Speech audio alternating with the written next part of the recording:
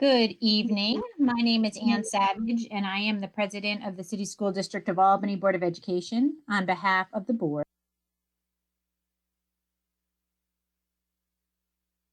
I welcome you all to our web-based meeting. We are so pleased that many people have been joining us virtually over the last few meetings, and we hope that will be the case this time. Instructions for how to connect are at albanyschools.org/BOE if you need to share those with anyone. Our meetings are also always recorded, and the audio files are uploaded a few days after the meeting on our Board Docs platform. Meeting by web is part of our effort to ensure that our meetings remain accessible to the public while also protecting the health of our community and doing our part to reduce transmission of COVID-19. Normally by law, we meet in person, but as a result of Governor Cuomo's Executive Order 202.1, we now may legally meet by video conference, and we plan to do that until further notice. For any members of the public joining from home, we will show the relevant slides and documents in the virtual meeting screen, and you can also access them via albanyschools.org/BOE. We invite those of you who choose to join us as we stand for the Pledge of Allegiance. I pledge allegiance. I pledge allegiance to the flag of the United States of America and to the republic for which it stands, one nation, under God, indivisible, with liberty and justice for all.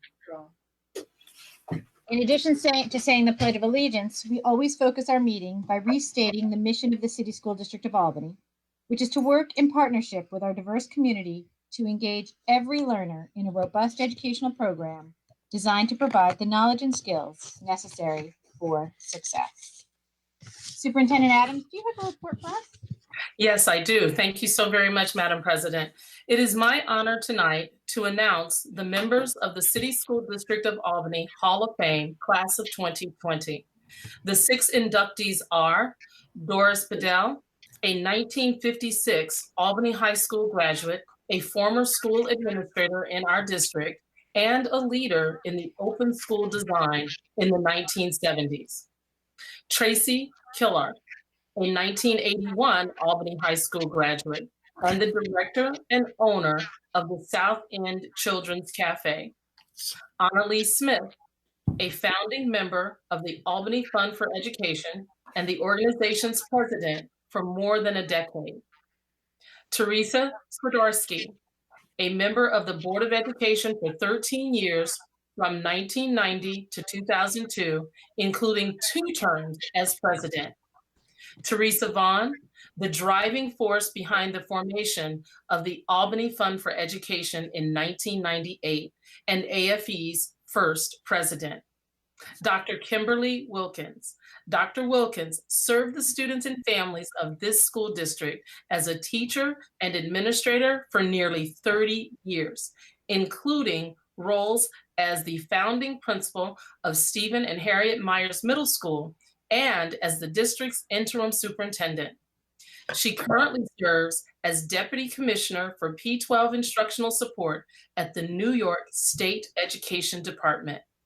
We look forward to honoring the members of the class of 2020 during our Hall of Fame homecoming weekend, October 2nd and 3rd. Please watch for more information about these events, and please join me in congratulating this year's Hall of Fame inductees. Congratulations. As you may have seen on our website and social media platforms in the past week, we have launched a new feature to provide our teachers and students an opportunity to share some of their experiences in the world of remote learning. Perspectives in Online Learning features a different teacher or student each day, and sometimes both. Today's installment highlights Albany High School's junior, Caro Horn. I hope that you are enjoying hearing the highlights about their insights and their perspectives. The 2020 U.S. Census is continuing to move forward in spite of the closures and significant precautions in place due to COVID-19. 42.3% of Albany's residents have completed the census. That compares to 45.8% statewide and 51.6% nationally. We need your help in completing the census. It is easy to complete online, over the phone, or through the mail. It only takes about 10 minutes, and it will help shape how our city will look for the next 10 years. For more information to complete the census online, please visit 2020census.gov. A reminder that the annual magnet and pre-kindergarten lotteries will be held this Monday. Following Monday's lottery, we will notify families with a letter to let them know if their child was selected for a seat. The registration period for magnet seats will be May 4th through 15th. The registration period for pre-K seats will be May 11th through 22nd. The letter to our families that our families will receive after the lottery will have more information about how to register remotely. To close out my report tonight, I would like to introduce Albany High School social studies teacher, Amanda Weckler. Like her colleagues district-wide, Ms. Weckler has been working with students in the online environment during our school closure. She is going to share some of her successes and some of the challenges that she and her students have encountered and what she's going to do in order to meet the needs of our students and continue their quality learning experiences. Ms. Weckler? Hello.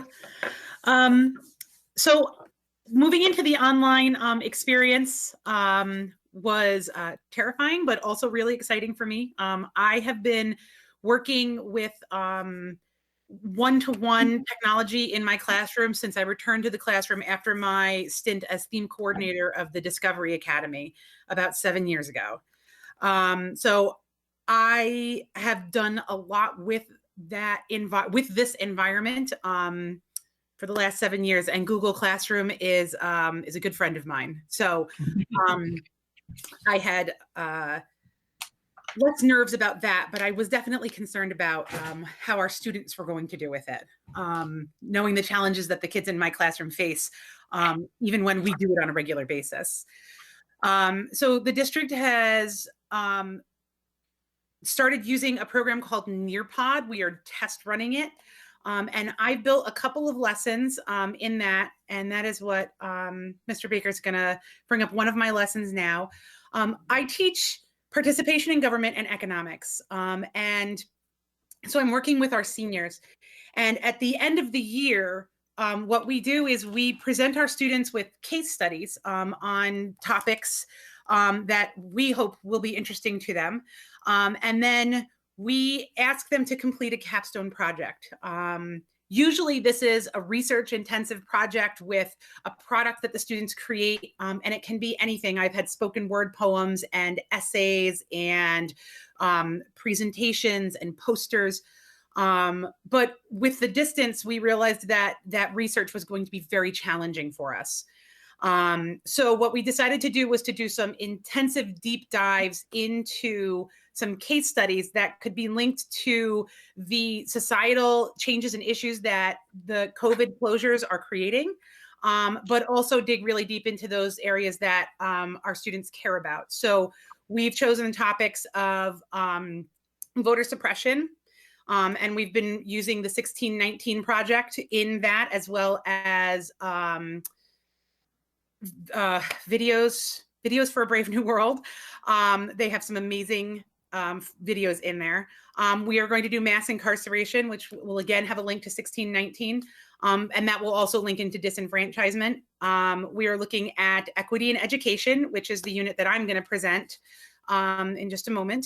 And in the equity in education, we're going to talk about what equity is, and then we're going to look at a couple of topics like the school to prison pipeline. We've already looked at researching the digital divide and what it means when we send kids home and how do they then access work, thanks to some wonderful lesson plans from the New York Times. We will also look at the equity in materials, again, referencing the 1619 project and a project they did on looking at how different history textbooks present issues like slavery and the Harlem Renaissance. The students will also have a chance to look at how the coronavirus is affecting our economy. They will look at Oh, I just lost I'm sorry. We will also look back at issues of privacy, which we did prior to the closure. That was a big debate that we had in class, and media literacy. How do we become media literate, which is also a topic that we did prior to school's closure. They will have a choice of any of those topics, and then we will challenge them and guide them in creating children's books. How do you take such a challenging issue and break it down for a young person and then empower them to do something about it? So that is how we will be modifying our capstone project this year. And the Nearpod projects the Nearpod presentations are going to help us do that because they allow for asynchronous learning, but also some really wonderful interactive text. So this is one of their short answer questions, and up in the upper right-hand corner, there is a political cartoon that can be clicked on, and the students are asked to describe what they think equity is in their own words based on this. And then if you could advance to the next slide, Kent. A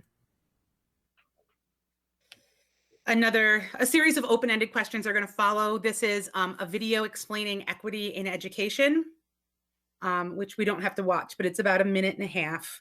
But it goes through why do we look at equity in schools and why is that important?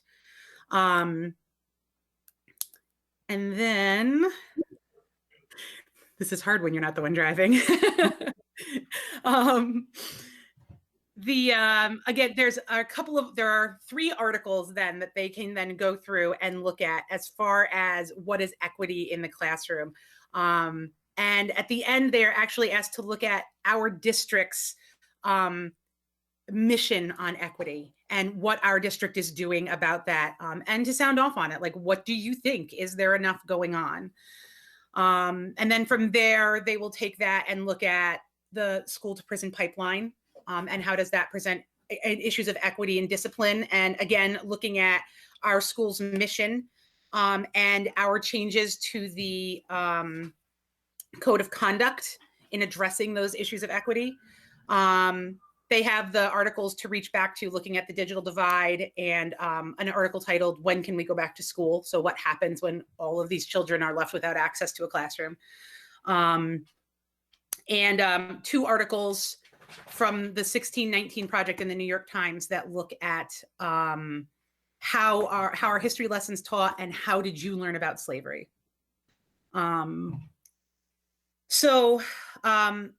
Our students right now are working through voting rights issues, and looking at their responses. I have a handful of students from each of my classes that are coming in regularly and getting the work done. I also have a large group of students that are facing challenges with access. And while they are working on getting access to Chromebooks, and we've helped many of them get access over the last couple of weeks, that has been one of their biggest challenges. Some of their other challenges have been just balancing out, there might be 4 kids in a home and a parent that has to use that computer. And so when do they get time on the computer? Those are some of the messages that we're receiving as far as their challenges are going. On the plus side, the responses that I've received in the work that my students have provided me as far as our voter rights unit really shows that they're engaging well with the information.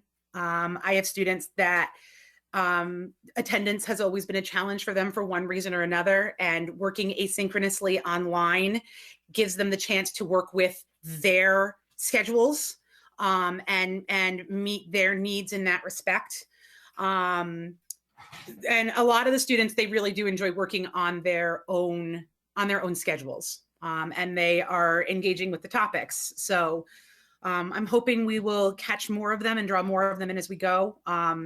We are looking at actually presenting the final project to them and then giving them a choice of the units that they want to take a deep dive into, so that we're not giving them, like, now we're doing mass incarceration, now we're doing equity in education, simply because some students have voiced that being online, it's a lot more intensive when it's on your own. And for our seniors, they're experiencing what that college is going to be like in the next couple of months, But we don't want to overwhelm them and drive them away from it so that they're just like, oh, this is too much for me, I'm not doing it. So I talked with Mike Elliott today about how we could better provide the information to them so it doesn't feel so overwhelming, and giving them the choice of topic to dive into. And that's about where we're at with participation in government. So thank you so very much, Ms. Weckler. It is exciting to see how our learning is continuing. And this is also just a preface to our Curriculum and Instruction and Professional Development Division's report tonight, and how we have developed and implemented our instructional program. And so thank you so very much. It's exciting to hear the things that you're doing. Just as an aside, in my superintendent's report, the written document for this week, all of the other links Ms. Weckler provided so that you can see other lessons that she's done if you would like to, they are linked to my report. So when it goes up, you can access the report, you can access those lessons and see the great things that our students are doing under the leadership of Ms. Weckler. So thank you so very much. And this concludes the superintendent's report. thanks. Thank you very much, Adams and Ms. Really appreciate that report. It's wonderful to get us some insight into, and it sounds like a fabulous class. So many classes at Albany High, I think, oh, I wish I had time to go back to high school.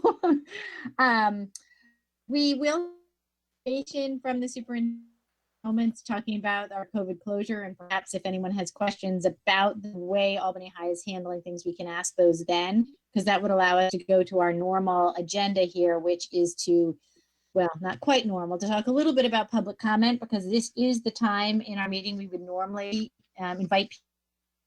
We do welcome input from the community about the decision. And for this meeting, we have accepted comments by email, by phone, or most people are aware, or many people are aware that we now, you can easily use to get to all 7 of us, boe@albany.kny.us, instantly goes to all 7 board members. We have a deadline for public comment at 518-475-6016. You receive US by regular mail, which you can do 1 Academy Park, Albany 207. We did not receive public comment for tonight, so we will move directly to what we call routine consent. During this portion of the meeting, we accept contracts and other routine matters for the district. Each board member does review each and every item very carefully, but we vote on them as a group with no discussion to ensure that we use our meeting time as efficiently as possible. With that introduction, I will now entertain a motion to adopt the routine consent agenda. Ms. Wilson, do I have a second? Dr. Chatoor, are there any set-asides? Ms. Mann? Hi, I just wanted to set aside item 10, American Red Cross. Thank you. Ms. Krejci? That was the same item I was going to set. Any other set aside? All in favor of adopting routine consent, last item 10, American Red Cross? Ms. Krejci, are you voting yes? Okay, that is unanimous. Now can I get a motion to adopt the American Red Cross item number 10, motion by Ms. Smith, second by Dr. Chatoor. Any discussion? Let's have Ms. Mann first. Hi, okay, great. So I'm looking at the contract and I know it goes from April the 24th to June the 26th. I know that CPR can be taught online, although like operating an AED and actually performing the first aid, that's something that usually occurs with someone watching, right? How is that going to happen, or is all this going to be virtual? Can you hear me? I will refer to Ms. McKenna. Thanks. Sorry for the delay. So we wanted to put this contract forward in the event that we do in fact resume back to normal. We recognize that in the event that we do not resort back to or resume back to normal in school session, that we will not be able to fulfill this contract. So it will not be done virtually or online. We just wanted to put it forward in the event that we do resume. Any further discussion on this topic? All in favor of the American Red Cross item? That is unanimous. And that brings us to the superintendent's discussion. Madam President? And, oh, Ms. A- Yes, excuse me. We do have an item that I think we need to make sure that we recognize. Last week, we did not recognize Mr. Keith McLean, who is our swing shift foreman in maintenance and operations. And tonight we have a day foreman, which is Mr. Jimmy Carroll, who is currently the lead custodian over at Pine Hills. And Mr. Carroll will begin this coming Monday in his role as foreman. And Mr. McLean will begin the following week. So congratulations to both of them.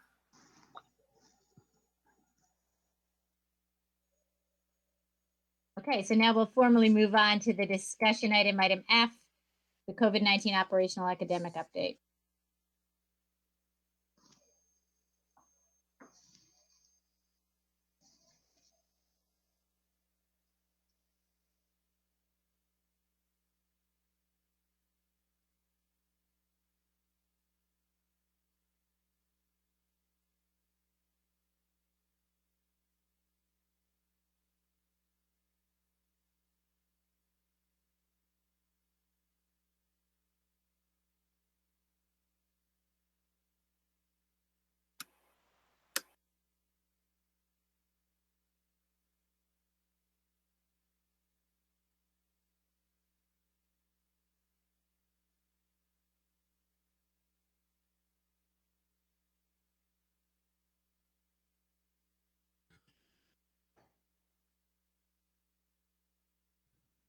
Wondering if we lost the superintendent. I see her icon, but no. Sorry. Oh, there you are. We're ready for you when you're ready. Oh, okay, thank you. So I will go ahead and move on to the objective with regard to COVID-19, and we are under a new executive order 202.18, and this executive order extends school closures through May 15th. And so I know that we have put that out in our information, but I want to make sure that we cover that to make sure that everyone knows that schools are still in the New York pause status until May 15th. Tonight's topics, we are going to discuss the Google Classroom update, perspectives on online learning, Chromebook distribution, and the food distribution expansion. We have distributed our Chromebooks. Our numbers have remained pretty consistent. However, schools are now, we have decentralized that process out to the schools. And so individual schools are contacting families. We still have quite a few of the Chromebooks that have not been picked up, and we're now working on those hard to contact families so that we can reach out to them. And then we'll start our next phase where we're looking at what are those next steps with regard to that Chromebook distribution. And so that's still underway, but we are also looking at what are those things that we need to do in order to keep moving forward. Good news with regard to our internet access and hotspots. We received a donation, which you will receive information next week with regard to that, of 30 hotspots that will be at O'Neill Middle School. And then we have 100 hotspots. Of the 600 will arrive, in fact, tomorrow they will be here so that we will be able to start getting the hotspots out to those families that still need that access. In the Google Classroom update, I've already mentioned that we have the perspectives on online learning, and each day we're featuring different students, teachers, parents, and administrators with regard to some of the challenges and the successes that they're having, just so that we can, keep our finger on the pulse with some of the things that we may need to do. We're still monitoring the access of our students. How often are they logging in, the frequency? The next step that we're talking about with administrators is how are we now, as we do the academic component, how are we moving forward with our students with regard to some of the engagement activities and events and things that can be done virtually, and how do we engage our students in a different way? And so those discussions are happening, and so you'll start hearing a little bit more about those kinds of things. With regard to the follow-up and progress monitoring, third quarter, we put that information out. Students will have the opportunity to submit makeup work through May 15th, and we are still awaiting guidance from the State Education Department and BOCES with regard to fourth quarter and what's going to happen with regard to grading. A number of our assessments have been suspended, so we're looking for what type of guidance we would have with regard to that aspect. Food distribution expansion, we are so very excited because we are starting with 7 additional buses, 500 new students being fed. And to date, we are over 100,000 meals for our families. And we're excited that we can balance with the food distribution and the expansion, as well as our academic components. So at this time, I would be happy to open the floor up for questions. Ms. Wilson. Thank you for that presentation. And just a question about the site. We just discussed that we expanded in terms of volume, the number of people being served. Is it also anything with buses and like regions? For example, we have some Albany being as it is, we have some schools that are sort of like co-located within almost similar regions. But I was wondering about, for example, North Albany, are some of the buses like prioritizing families in that area or things of that nature? So I was just wondering about the regional distribution. So we did the surveys for parents to sign up for delivery, and we do still have our 7 sites that we are maintaining at this time. And so if they signed up, we know we're going directly to those homes to deliver the food. Understood. Thank you. Ms. Mann. Thank you. In the presentation, it talked about a donation of 30 hotspots. Who is actually donating those? We will have that information next week for you, because we still have to go through the process according to our donation, accepting a gift and donation. We have to align with the policy. And so we will have all of that packaged up for you next week. Thank you. Thank you.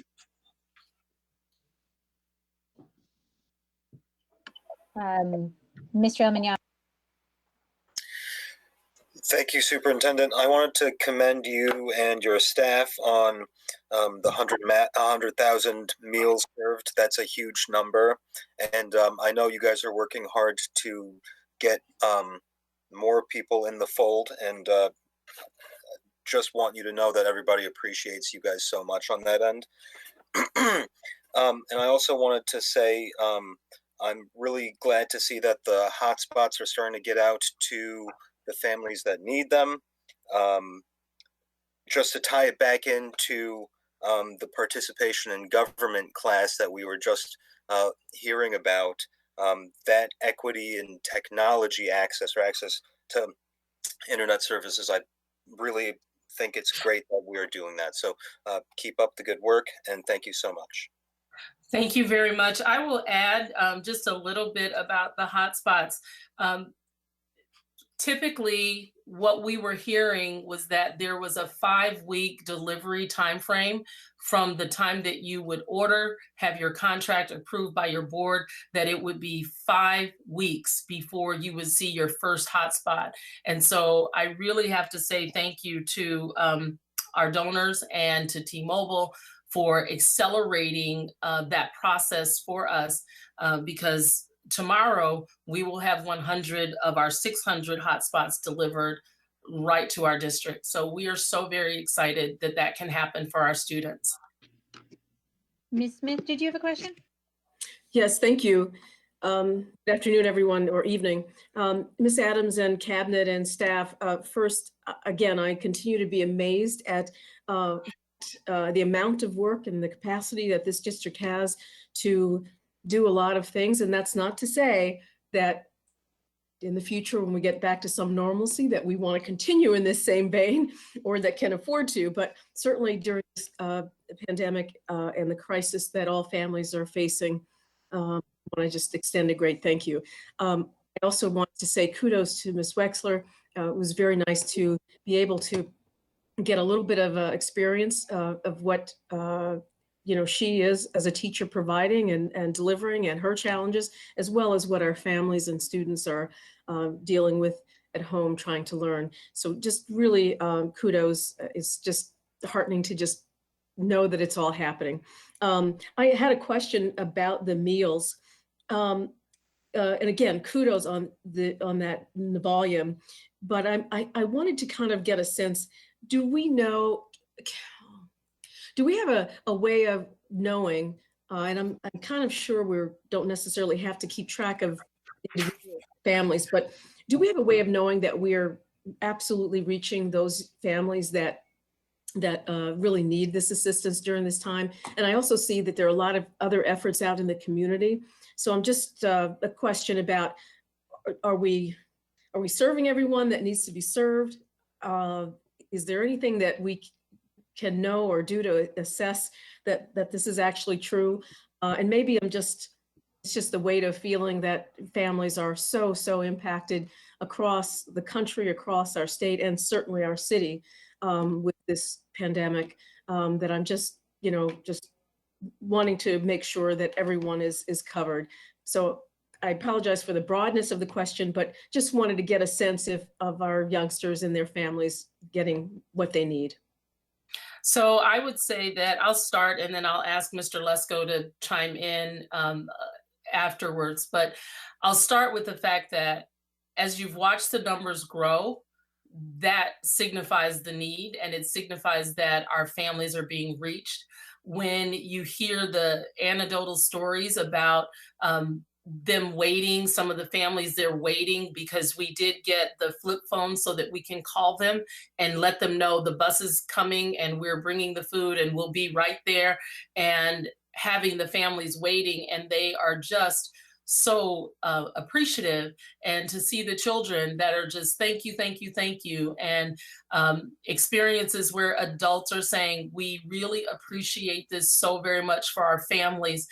Those kinds of things that you get, that immediate feedback and that immediate gratification, and knowing that it's making a huge difference. I'll share with you that over the break, where with Easter Sunday and that weekend was, that weekend was very challenging for some of our families. And so we were able to provide food, and there were families who were sharing that, they really appreciated it because now they have enough food to make it through that weekend. And just so that you know, every Thursday, we double up on the meals, and on Fridays, we double up on the meals so that our families have food over the entire weekend. So those things are being done. Mr. Lesko? So I apologize. I was texting when Ms. Smith was asking the question. How can I add on to what the superintendent just said?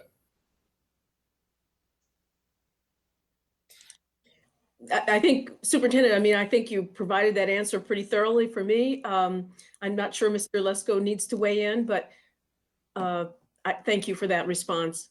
I would just share a specific anecdote too to sort of reinforce what the superintendent just said. Yesterday, one of our bus delivery folks made a delivery to a home where our typical procedure is that we call the home 5 or 10 minutes before we arrive so they know we're coming. They had not interacted with that person, but the meals were picked up every day, we noticed. And there was some medical equipment on the porch that the person had noticed, and went to the porch, knocked, rang the bell, nobody came, started to go back to the bus, and the mom came out.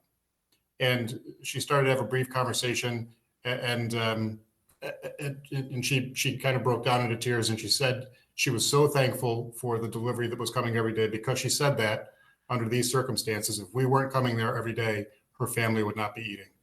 So it was that kind of Not that we need that kind of reinforcement to know that we're doing the right thing and we're doing a good thing for our community. And as the superintendent said, we'll be adding additional buses next week to do even more. But it is that is the kind of need that we are addressing in our community. Thank you. Ms. Krejci. That reminds me, I have a question because I read an article recently about where they're giving meals to adults as well. Are we restricting our meals just to students? And how are we doing that? And are we making sure we're getting the funding for the per student meals? So we do ours based on the students. And so an adult may come and pick up the food, but we know that we're meeting the needs for their child. Ms. Wilson? Well, Ellen's question kind of segues into the question I had, which is, are we cross-platforming with any other services or including like an info packet, just so people know what other lifelines are out there at this time? We have had brochures that we've put in the food bags that tell them about different resources that are available. They have mental health links that they can go to, numbers that they can call, the wellness checks, the advertisement about the new testing sites that may be available. So the flyer has different other community partners listed on there, and those kinds of things are able to go in the packet.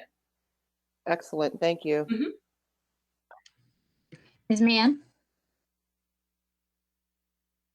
Sorry, it's taking me a while to unmute myself, but to just build on what Ms. Wilson was sharing or asking about. I know that the City of Albany, they have developed a host of resources in terms of where people can obtain food outside of the district. And I know we do a lot of stuff with our social media and our Facebook, and any opportunity, I think it would be awesome if we were to promote those resources whenever possible. So we do have those links in our daily update that comes out. There's we add when we have new information, we add that on. But one of the things that we've done is we are not taking anything away. So if you get the new one that comes up, but also in the document, any other areas are there. Also on our website, we have the resources that are available, the connections to, different things around the city that are happening. So we have been able to advertise that information as we get it. We definitely push that out to our families, as well as in the all district updates. So it's not just our families, it's also faculty and staff that receive that information as well.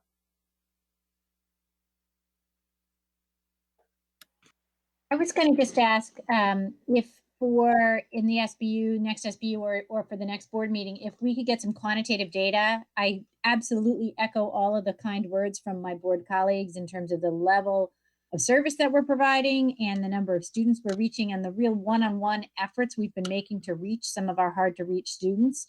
I would just love to see that presented quantitatively. So I'd like to know what percentage of students have we not yet reached. I'm sure there are some. What percentage of students have logged in ever, are logging in on a regular basis, those kind of questions.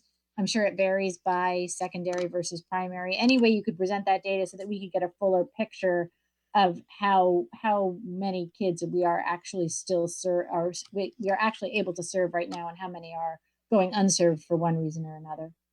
Okay, no problem. We do have that data. That was, I think verbally I gave that, but I can absolutely complete that report because we have it absolutely available, because that's how we're monitoring the students that we need to follow up. And so we can even add how many students we're following up on and even provide how many times we've contacted certain families. Of course, preserving the privacy, but at least letting you know that whole process of when we talk about a hard to reach family, what does that constitute? Was it just 5 calls? Was it 2 calls? Was it 20 calls? So that you can put that in perspective of what we mean when we say it was a hard to reach family. Absolutely. Thanks. Anything to help us understand the picture. One specific one, maybe Ron knows off the top of his head. I know that the total meal number, I'm wondering if we have a sense of, on a daily basis, how many children we are serving each day. Not meals, but the children we're serving each day with meals. Do we have a rough estimate on that? Yeah, I would say we've gotten into the neighborhood of, and if Kimberly's here, she can correct me if I'm way off base, but I think it's in the neighborhood of 2,000. So that's roughly 1/5 of our students are receiving food from us. And I think that goes to the question that Tabitha and Vicki and Damaris were alluding to, which is, are families that were otherwise getting food from us when the kids were in school accessing different resources for food security at this time? Because 1/5 is not a very large percentage, knowing what our poverty numbers are. There are quite a few other agencies that are offering food. We've met in talking with them. Some of them offer lunch. Most of them are going toward dinner because they are realizing that we have the capacity to do lunch. But that was kind of a second thought of, everybody's providing lunch, but what happens at dinner time? And so some of our partners are moving to offering dinner, so that way we have the breakfast and the lunch taken care of, and now our families are able to get dinner. And we do track those every day, so I can include that in the report as well. I can do that. Great. That sounds good. Dr. Tutor, I think you had a question, and then Vicki. Yes, I did. I echo the kudos to the district and the staff in making this massive effort happen. It's still disappointing to see that we're only getting up to 1/5 of the students. And I want to touch on what Anne talked about in terms of when we get those numbers, it would be helpful for, at least for me, to look at it in terms of the neighborhoods, either by school or whatever, so we can target those areas more and make sure that we are able to do more with whatever resources we do have. But kudos, congratulations. Thank you. Thank you. Ms. Smith. Yes, thank you again. And Superintendent, what you just said about the other partners providing the hot meals, I think it goes exactly to Ms. Wilson's point about trying to understand if there's some coordinated efforts around. And I think, so I definitely appreciate that, because I think that's in part what the board is hoping. We feel like we know that's happening, but we didn't really have some of that evidence. So I really want to thank you for that. I think also, I don't know if you gave a number tonight. I think last meeting you did. Could you give us a bit? If you did say it, please repeat it for me. And it has to do with the attendance or the participation of youngsters.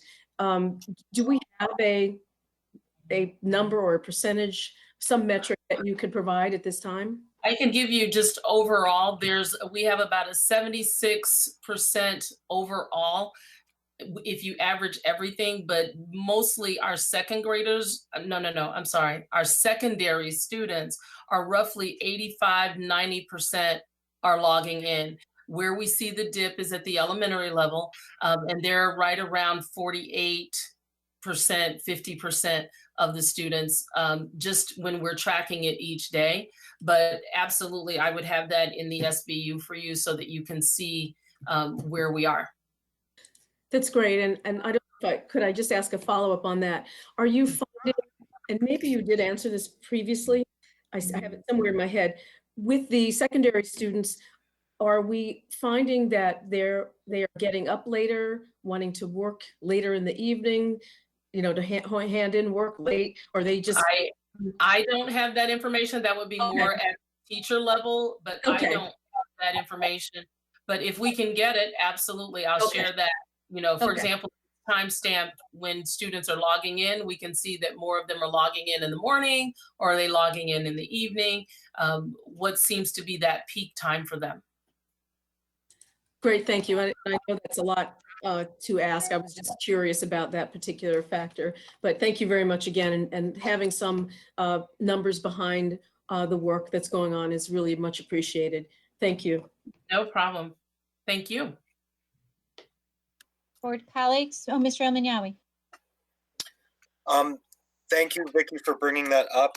I was actually wondering how we are going about reaching out to those families and students that have not logged in.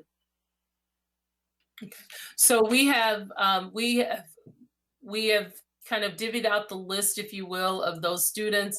And so we have our teaching assistants who are working on those phone calls, hall monitors who are working on those phone calls, homeschool coordinators who are working on those phone calls. And there's multiple roles, if you will, for folks that are checking in with our students. Our counselors are also reaching out to students and that sort of thing. So that's where, when you're asking for the data about what does that follow-up look like, we log that. We have our teaching assistants, our home monitors, counselors, they're logging. Homeschool coordinators, they log when they make a call, they log if there was no answer, they log if it was, if it was a wrong number, whatever the case may be. And we also, in as much as possible, practicing safe distancing, checking with the home, because some of our, for example, some of our homeschool coordinators, they know the children and they live nearby. So practicing the social distancing, they'll go and knock on the door and then step back so that they can have a conversation about, why are you not logging on? We need to make sure that you're checking into your classes. Thank you. Mm-hmm. Board colleagues, are we ready to move on to our next topic? All right. Thank you very much, Mrs. Adams, and to your whole team. It is amazing to see what can be done when it needs to be done. It is really an impressive effort that's happened over the last several weeks in this district. So thank you. This brings us to my favorite part of the agenda. Dr. Chatoor gets the microphone for a little while. Dr. Chatoor is the chair of the policy committee, and he will present the policy portion of the agenda.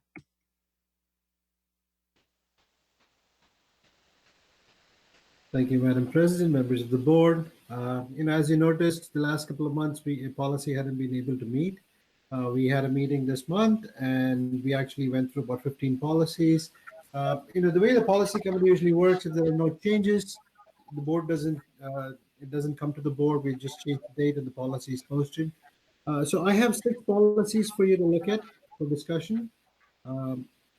First one is 2100 school board legal status. This policy was revised based on, I'm getting feedback. Are you guys getting feedback?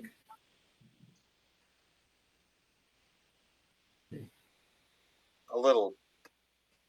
I'm sure it was my fault. I failed to mute. I have muted now. Okay, no worries. So 2100 is school board legal status. This policy was revised based on the most recent NISBA sample. And specifically, the paragraph that mentions board members talk as individuals is removed so as not to lead to any confusion. I know we had a big discussion in one of our other policies in the past, and we decided that it'd be better to take that since NISBA doesn't require that paragraph anyways. The second policy for discussion is 5030, student complaint and grievances. This policy was also revised to match the recommendations from the updated NISBA sample policy. Specifically, it no longer covers complaints of civil rights violations. These complaints are exclusively covered under policy 0100, which is equal opportunity. 4200 is curriculum management. This policy has been revised to better reflect our current practices related to curriculum revisions and the review cycles with the superintendent. The district implements its curriculum review plan in a 5-year cycle of review, with the superintendent presenting an annual report of the outcomes from the prior year's changes by October 1st. So those are the changes that were made there. 2520 is board member training, and this was a minor change, and we just removed the gender-specific pronouns as we've been doing in all our policies in the past. And as you will know, NISBA is now actually changing, is doing what we were doing before. So it's good to see people following through and removing those gender-specific pronouns. 3100 was again superintendent of schools. This policy was also revised to remove gender-specific pronouns. Now, the big one for discussion, if there is any, is the 0110, which is sexual harassment. If you noticed, you probably got bombarded with a whole bunch of documents. What has happened here is due to the changes in state law regarding workplace sexual harassment, it is no longer feasible to maintain one comprehensive policy and regulation for sexual harassment of both students and employees. So as per NISBA's recommendation, this policy has been amended and split into one policy for students and one policy for employees. And so this 0110 was reconfigured as an introductory policy prohibiting sexual harassment of both students and employees, but the specifics of pertaining to each category are addressed in separate policies 0110.1 for students and 0110.2 for the employees. And the original language that was some of the original language regarding employees and students was retained in either one of those sub policies, where it made sense as students or employees have responsibilities in preventing and addressing sexual harassment of the other group as well. So, open for questions.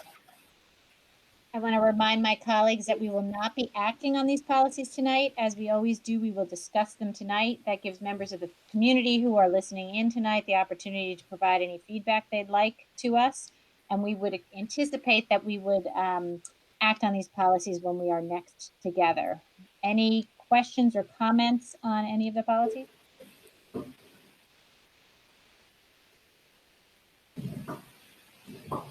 So I think that's none. You are certainly free to have further comments or questions when we are together next.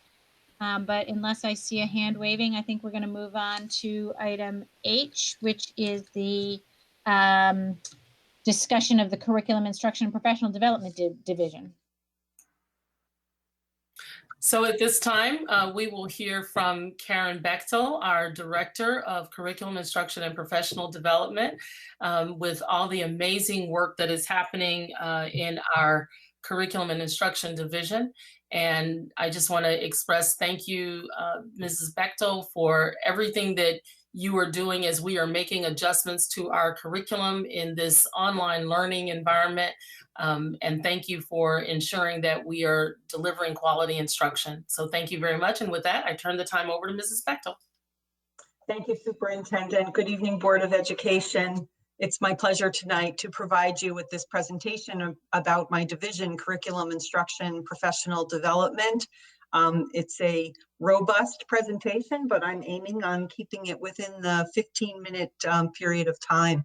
I wanted to start tonight with the organizational chart, which is on the next slide, so that you could have a sense of how my department is structured. So I lead two TOSAs, Teacher on Special Assignments. That's the Mentor Professional Development Coordinator and the AVID Coordinator. And then there are 9 supervisors along that blue line, each representing one or more academic content areas that they have responsibility for. The math and ELA supervisors have coaches that they also supervise. And then we have the admin assistant in my office and one clerk typist serving those folks. So that's just to sort of get that overall view of what the organizational chart looks like. So next, I know that a few weeks ago, Dr. Wilson Turner and Ms. McKenna were here and they talked about their building leadership capacity structures.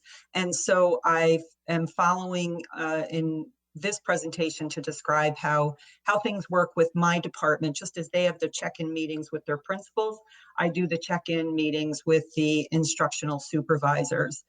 For those that are untenured, they're a little more frequent.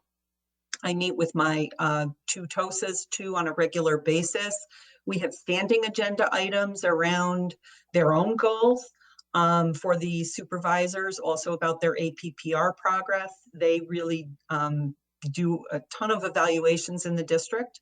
And then we get to the real heart of our work, which is the walkthroughs, common planning time, the status of that and the trends that they're seeing, and then any of our leader or director items that we might have to discuss. We attend a lot of meetings, or actually some of us attend Some of these meetings, I appear at all of them. So we do an elementary vertical core meeting. This is a real elementary brain trust kind of meeting where we prepare for the principals, the upcoming elementary principal meetings, and really talk through our instructional program. We have continued to have the district director, supervisor, assistant sup meetings to monitor the DSIP, talk about walkthroughs, and really just foster that district business and communications. Ms. Beck, I'll just hang on 1 second. I think we have lost someone. Mr. Amanyawi fell out of the meeting. I think he's trying to get back in. If you just give us 1 second. Sure. Just got back on. Welcome. Okay, thank you so much. I apologize. That's okay. Don't mark that towards my time. Absolutely not. Credit 20 seconds towards Ms. Bechtel. We also have the Albany High leadership meeting, which includes the supervisors and the principals. There's elementary and middle school principal meetings. And then of course I have a monthly professional development meeting, or bi-monthly. So the work of curriculum and instruction, I've really tried to be thoughtful about this because I do feel that people understand the work of schools. They understand the work of principals. They understand the work of teachers. They don't really always know what these district roles really involve. And so I like to do a football analogy. And the reason I use this, not that I'm a huge football fan, but the reason I use it is because I think it makes sense to people. In football, you have your quarterbacks and your receivers, right? So the quarterbacks and the receivers are like the principals and the teachers. They're up front and center. You see them, they're very visible. But there's also the linemen. And the linemen are sort of there in the back, and their primary role is to create opportunity and eliminate obstacles. And so I see my folks in that role. That's what they do. They create opportunities and they knock down obstacles. And they do this so that the principals and teachers can be successful, and then the children can be successful. So that's just sort of my football analogy, but the work of C&I really revolves around curriculum development. You've heard me speak of this many times. We are in charge of that academic program and making sure that it's tightly aligned, making sure that it is meaningful and engaging and aligned to assessments. Data analysis really informs our work. We had put in place this year eDoctrina. This is a wonderful system that allows the teachers to have teacher created assessments that we can tie back right to the priority standards and the standards that we're trying to cover so that we can really measure the implementation of our curriculum through data. Professional development, my group are key professional development providers. They deliver it everywhere. They do district PD, they're in the common planning team meetings, they do embedded PD, department PD, grade level PD. The implementers of new resources and supervise the coaches in their work. They are critical to the SEP development and implementation alongside their colleagues at the buildings. The principals and the instructional supervisors and the assistant superintendents all work to create this document, these documents that are aligned to their needs, and then further out the district comprehensive improvement plan. They do data teaming and common planning time. They're on a district-wide schedule where they're pushing into those teacher meetings and providing feedback to them. The walkthrough. The walkthroughs have been a real game changer in the district. We're really working on making sure that the instructional supervisors are in the classrooms, they're seeing what's happening, it's informing what they're doing, they're providing that feedback. They do both formal and informal professional development around that. They'll do paired and group walkthroughs. And that's why I have here growing capacity of leaders, is because when the instructional supervisors and the building leaders do those paired walkthroughs or small group walkthroughs, they come out and they have discussion about instruction.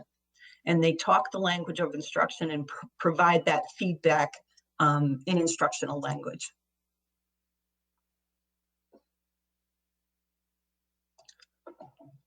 Next.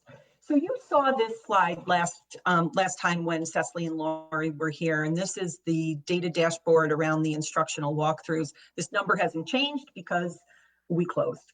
But up and through March 13th, we had 1,444 instructional walkthroughs district-wide. And then if you go to the next slide, this next slide actually was also shown to you last time, and it is the Common Planning Time feedback dashboard. There were 368. This is a newer initiative where we have scheduled time, the instructional supervisors have scheduled time in the Common Planning Time meetings to help support the teachers, to provide that collaborative environment. And I really wanted to illustrate this next slide for you as you think about my team. So we had almost 1,500 walkthroughs, and the 9.5 administrators, or there's 8.5 administrators plus me, we were in about a third of those walkthroughs because that's our work. The instructional work is our work. Then you'll look at the common planning feedback. There were 368 of those at the secondary level. And this is what we're measuring. It's at the secondary level. And the administrators, the secondary supervisors were in there 277 times. So my folks are really, they don't have the responsibility of building management. They have the heavy responsibility of the instructional program. So next. So we also have coaches. There are elementary coaches that have split responsibility for pulling small groups of children, the literacy coaches, and then doing the actual coaching work. They're secondary coaches. They work with teachers. They do professional development, curriculum development. But folks often will say, what does an instructional coach really do? Like, I don't really understand it. It's easy to say, oh, they work with teachers, they're coaching them. We've even spoken in this venue about the coaching cycle. But I thought that this next slide, which I hope folks will read or have read or will read, I'm not going to read it. This is a coach reflection, a middle school ELA coach reflection. And this, I think, encapsulates what coaches do. They use data with teams of teachers that are very specific as we're looking at a particular skill or standard. And then they're following through and measuring how that goal turned out and then informing their next steps. So we'll leave that up for just 1 minute if folks want to take a quick look.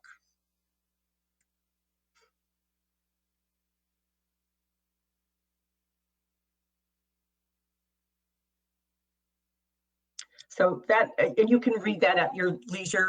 I just wanted folks to see that. These next slides really identifies and outlines the work of the individual supervisors. They submitted this information to me, so you'll see some nuances, some differences, but by and large, they're focused on curriculum, instruction, professional development. Lynn Strang is our elementary ELA in reading, and you'll see here, it is about reading. If you will hear Lynn speak about her mission to make sure that children know how to read, and we can do this work. Next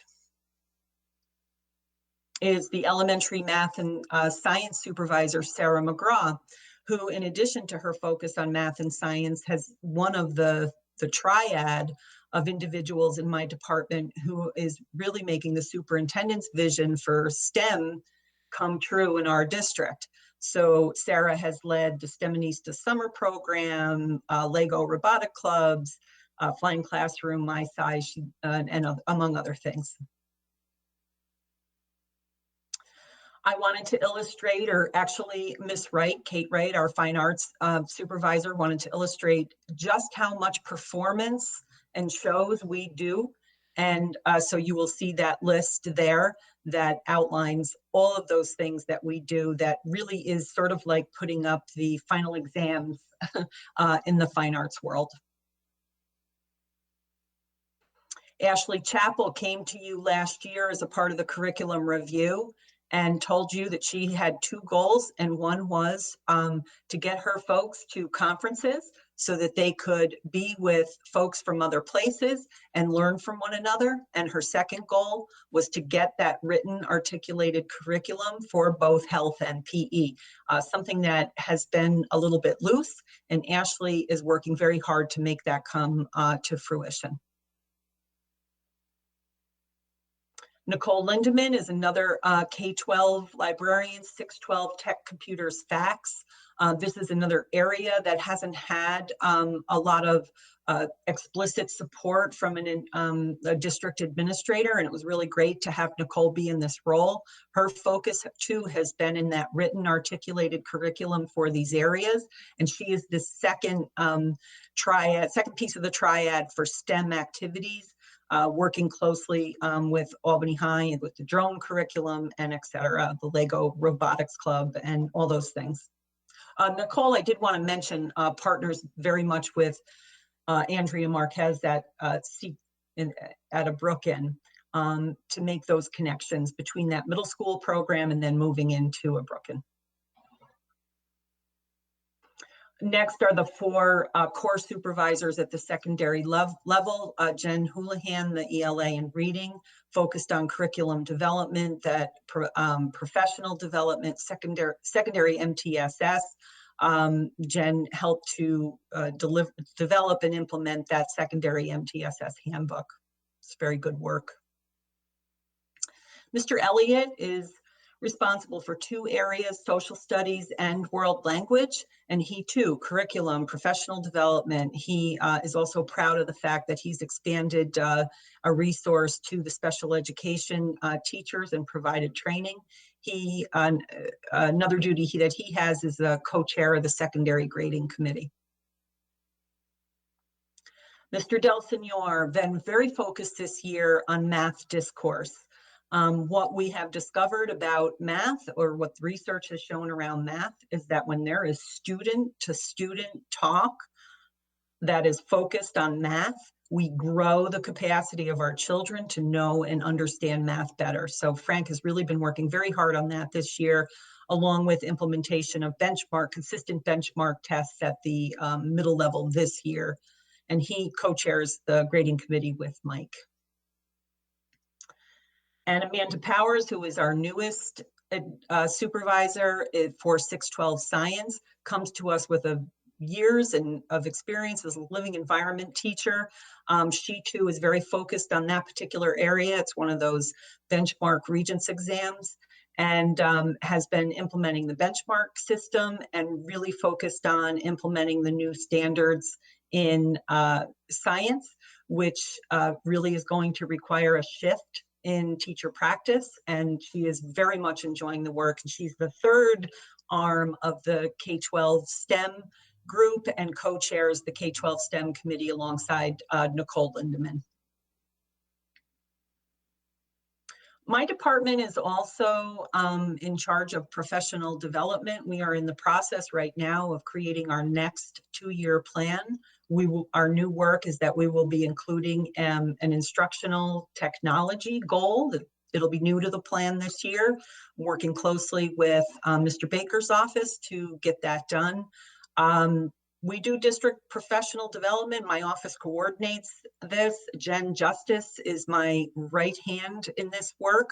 We call it planning the wedding when we plan those district professional development days, because it is a logistical challenge. We processed almost 500 conference requests. We systemized that in my office alongside my administrative assistant, who does much of the paperwork around that. You've seen this data before around professional development. This is another area that we've systemized. We have one survey that we do for every single professional development, and that way we can track over time the response. Professional development providers might dig deeper. They should be digging deeper with exit tickets to inform their next steps as well. This was another system that we put in place. Jen Justice also is the mentor coordinator. She plans that week-long new teacher orientation. This is some data around the mentor-mentee matches that you can see over time. And Jen works very closely with our new teachers throughout the district. I also manage the AVID program alongside Sue Gray, who's the K-8 AVID coordinator. AVID is a college readiness system we implement in all the secondary buildings and in 3 of the elementary buildings. Before I go there, actually, I did want to mention 2 things that I didn't put in here. We place all the student teachers. We work with the colleges, and my office places all the student teachers in the district. And sometimes we help pre-service teachers who are seeking observation hours. We make those connections, and we put that system in place a couple of years ago. Seems to be going pretty well. And then one of my final duties, which I must mention, is the fact that we do, I'm the calendar person alongside Matt Petrin. We co-chair that committee. And that wraps up, except for the COVID-19 update. So you saw all the work that we do, and you say, oh, you might ask me the question, what's changed with COVID? Well, nothing. Well, lots have changed. Lots has changed, but in terms of our work, we're continuing to work with teachers. We're continuing to support teachers. We're continuing to provide professional development, look at the instructional program, getting into those common planning times, which folks are scheduled into. And to tell you the truth, what I hear is that there's been a lot of collaboration, and the supervisors and the teachers seem to really be enjoying that. In terms of COVID, we had 3 phases. That is supposed to be phase 1, phase 2, phase 3. I would have never believed that we would be able to accomplish this work in the time that we did. I'm just so proud of my crew. But we, in 2.5 days, 3 days, we were able to get an online program out, some resources for folks to begin at the beginning of closure. Our next phase was to expand and enhance that. And our 3rd phase was to prepare for the new learning, which began on April the 6th. We've done that work. We've had good feedback from folks, and we just continue to strengthen what it is that we're doing and help the teachers with the technology piece, but really still continue to focus on that instructional program. And that is the end of my presentation. Thank you very much. I know that that was a lot of information, folks, and very succinctly presented. Well done, Ms. Bechtel. But I wanted to thank you in particular for your analogy from the beginning of the presentation. I think that's really helpful in helping people frame and understand what it is that your team does and how important and essential it is to the work that is being done in the classroom every single day. Board colleagues, who would like to ask the first question? As always, let's try and do 1 question each before we go around for a second round. Who wants to be first? People are overwhelmed, stunned with information, and cannot ask a question. Hang on, let me flip over to my questions because I certainly have a question. Can you talk? Oh, okay. Who was that? That was Vicky. My screens are frozen, but I was waving to you. I don't know if you could see it. Okay. Good evening, Ms. Bechtel. First, I really want to thank you for this. I thought that not only displaying the organizational chart again, because we've seen different, reiterations before, but in this context, very helpful. And indeed, the coach's statement or testimony, whatever you call it there, that was very, very helpful. You're right, there's a lot of information that you all always provide us, and we try to absorb all that, but when you kind of hear a scenario or an example in a very precise, concrete way like that, it kind of makes it all much more meaningful and comes alive. So thank you for that. And I have to say, while I am not a football expert, I was very impressed with your analogy. So kudos to you on that. I did have a question about some of the COVID online training for teachers. And I don't get a sense that it's been a terrific challenge for us here, but I have read a lot of material across the country, articles about teachers not being ready or as prepared to, grapple with online learning and resources, teaching and learning. So I just wanted to get your sense of that for our district and what additional supports you think are needed. And because this is going to be a part of our future for sure. Yes, and that is the silver lining, I think, Ms. Smith, is that this has propelled us in a way that maybe we would have moved more slowly. And I know our superintendent is very pleased with the direction that we're taking. And I think the evidence of that is the really robust conversations I've had this week with, as I said, Mr. Baker, and really connecting the technology plan with the professional development plan and being explicit about having a priority for online learning, blended learning, flipped learning, and all of those things. I would say our teachers, just like everywhere, everybody's on a continuum with technology. So some folks took to it like a duck to water. Others needed more help and support. We did provide Google training for 2 days. We provided support. We do have the instructional technology coach, Jeremy Dudley, who has provided endless professional development that people have benefited from. One of the things that we have learned from using Google Meet is we use the record button. So I know that Jeremy has provided a couple of sessions, a Nearpod, the one that Ms. Weckler opened up with today, being one of those tools. And because he was able to record it, then other people were able to see it, even though they did not see the live version. We've learned a lot, and this will really inform our next steps in terms of implementation of online learning. Great. Thank you, Ms. Bechtel. Dr. Chittor, did you have a question? Yes, I did. Thank you. First of all, great presentation, amazing. It's great to see where the district is going with all the changes that have been. It's taken a long time to get here, and unfortunately now it's like Ann said a couple of meetings ago, COVID has stopped us, this momentum. But it's good to see that things are still being carried on forward with the online classrooms. My question was going to be more in terms of, you see, in the classroom we talk about differentiation. So same thing happens in the online classroom, right? So you got this class material that everybody is trying to get access to. And then there is some stuff, I mean, let's say the middle portion of the class, everybody just does it, is fine with it. There's one segment that doesn't get it. And I guess that's where the teacher interaction happens and you can get more help. But then you have the other end of the higher achievers who get through it quickly and now are bored. So are we offering any new resources or links? I mean, everything's online now, and there's a lot more things that are publicly available, free online resources that are available. So are we providing extra resources like, okay, here's your class material, but hey, here's some other stuff too, bonus questions kind of thing that you can go look, research on your own, that keeps them engaged in the topic.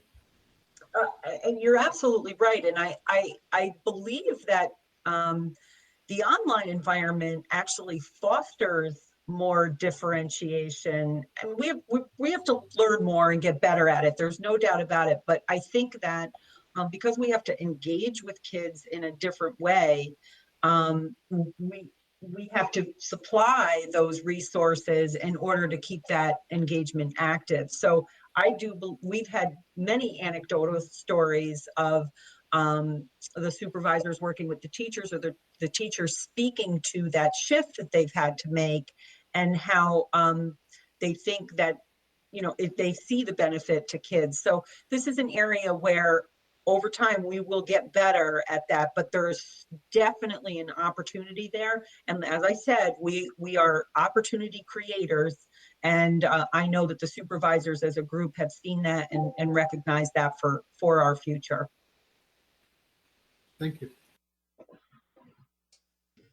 Ms. Wilson? Thank you. I appreciate your presentation as always. And one of my questions was about the elementary math and science highlights. I see that in both areas, they're currently at a phase of implementation. Is that part of the curriculum review cycle that they're in right now? Mr. Baker, can you go back to one of those slides? Because I'd like to see exactly what that's referencing, the elementary 15. math or literacy. It should be, yeah. Oh, yes. Okay, so for science, last year we began implementation of a new hands-on science program, the FOSS program. It's wonderful. And we started with grades 4 and 5. And this program comes with these wonderful, they're science kits. They're not necessarily a textbook and a workbook and that kind of thing. It's a science kit, hands-on. So yes, Sarah McGraw is implementing that. I attended her professional development where teachers rotated through the activities that were included in those kits so that they could go then forward and do that. So yes, we're in year 1 with 3, 4. We are hoping to implement at grades 2 and 3 next year. If not, we might just be doing grade 3, but we're hoping that it'll be both grades 2 and 3. And the literacy, I mean, the ongoing implementation of the literacy program and the literacy initiative is probably what is referenced there. Ms. Beckler, you talked a little bit in one of your slides about eDoctrina and how you're using that. And if I heard you correctly, you said that you can use it for teacher-developed assessments to tie them into the standards. And I'd just like to understand a little bit more about that. I know there's also some, and I can't remember what the term is, the district's using these checkpoint assessments that they're using for kids that are district-wide. So how do those two things work together? Can you talk a little bit about that? Well, quite honestly, and this is primarily at the secondary level, although I see the elementary level moving into eDoctrina next year.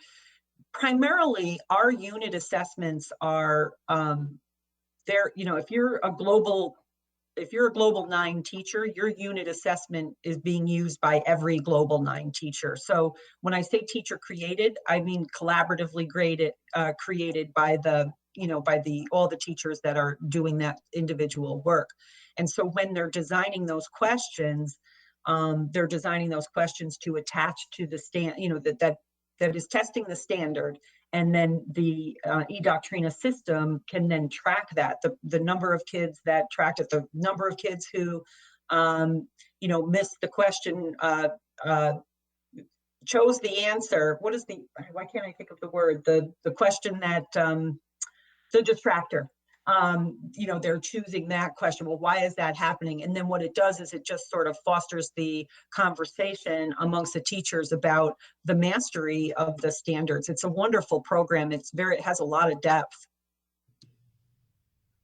And so are we doing that, if you said it's primarily secondary, so it feels like that we'd have NWEAs and state assessments and these local objectives as 3 different ways to target what standards our kids need more effort and more emphasis on. Is that a fair understanding? Yeah, I think if you're thinking about it, it's when you develop unit assessments, those unit assessments are measuring what was taught in the prior 2-week period, say, for example, or 3-week period, whatever it was. NWEA is it's like it's a double check, so that sort of system-wide, are you hitting it? But it isn't necessarily a measure. NWEA is not a measure of what I taught this month. So the unit assessments play that role, that it tests what's taught. Thank you very much. That was helpful. Ms. Wilson, did you have a comment or question? And Ms. Stroman, your microphone is off. So first Tabitha, then Hassan. Thank you. I just wanted to say I totally agree also with Ms. Smith about your analogy about football. That was outstanding. But the one I was particularly partial to was the wedding analogy. we do, Jen and I say we conduct 3 weddings a year, it feels like, in the district with those big days. That's, it's 1,400, 1,800 people that we're planning an event for, really. Very difficult to do that 3 times. we have a system though now. We're good. Mrs. Adams, did you have something to say? I just wanted to chime in at the beginning. I'm going to take you back to the beginning of the year where Member Mann and Vice President Smith brought up the project 1619, and the board asked a question about how and when do we bring things like that are so critical and so important into our work. And I can start to speak to it, and then Karen, if you want to interject, that's fine. But one of the things that we did, if you recall, we talked about when events like that happen and when things like that come out, that we need to be very thoughtful about how we plan in order to present things in an organized way. And one of the things that Mike Elliott did was he started working with a group of our social studies teachers in order to look at the 1619 project and to see how we can integrate it along the way with things that we are studying and where it aligns in our curriculum, so that it didn't become that one more thing. It became an enhancement to what they were doing and bringing in those different perspectives and allowing students to explore traditional content in a different way. And you heard Ms. Weckler address some of the things that she's been able to do while integrating Project 1619. I had the opportunity to sit in on one of the social studies department meetings where I was able to see some of the work samples of our students with some of those assignments that they were doing from the project. And it's really interesting to see how that information has been brought in a very thoughtful way, in a meaningful way. And our teachers were so excited to be able to do it because they were able to see what students were thinking. And many of the activities have open-ended questions. And one of the teachers I remember talked about how there was a little trepidation when questions were asked about, what do you think about X, Y, and Z? And one of the teachers conveyed that the students were like, do you really want to know what we think? Or do you want us to just give you the answer that you want to hear? And the teacher said that was eye-opening for him, because then he opened the door to say, no, I want to know what you really think about the topic of slavery in the context of this question. And some of the students were like, we don't know if you really want to hear that. And he said, no, we really want to hear it, because that's what these activities are about. And then he went on to explain just the richness of that conversation, to be able to have students share deeply about some things have changed and some things they see it happening in a different way. And then looking at the entire structure of a society that has remnants of that time period even today, and having kids being able to make those comparisons. So I just wanted to let the board know that we did hear you, but we made sure that we did it in a very thoughtful way so that it can be embedded into the practices of our teachers. And so now, Karen, if there's anything that you would like to add, please. Yes, Mr. Elliott ran professional development. On one of the professional development days, he had a session where he pulled out the US teachers and the government and economics teachers to focus on that resource and look at where it fit in and the kinds of materials that were in there, so that they could do that deep investigation of what it is that was aligned and how best to use it. Had we done this, our original intention was, I was originally intending to have all the supervisors with me, and I know they're in the audience watching this presentation tonight, but I wanted them to be able to pipe in too, and Mike as well. We were hoping when we were going to be live to have two teachers join us and talk about their implementation and of some of the 1619. I think that Superintendent Adams did a great job talking about the day that she and I sat in that classroom where they were focusing on that work and debriefing how it went. So it's been going really well. This is the beauty of our curriculum. It's dynamic, it's responsive. We have designed it so that we can stop and be responsive to our community, our state, our country, and include the kinds of things that we need to. I think you saw that even with Ms. Weckler addressing not only the some of the items in the 1619 project, but also things around COVID. And so we are adaptable, and that is the work of curriculum. Curriculum should never be static, should always be dynamic, and we work to make sure that we are responsive. Thank you very much. Mr. Amanyawi, did you have a comment or a question? Yes, thank you. So appreciate the presentation, Ms. Bechtel. It was excellent. I really liked all of the examples that you gave of the benefits and outcomes of some of the instructional coaching that the school district has done. I really liked the coach's reflection, showing that incredible growth from 12% initially to 68% at the end. It's really good. I also just wanted to highlight the artist group with Kate Wright.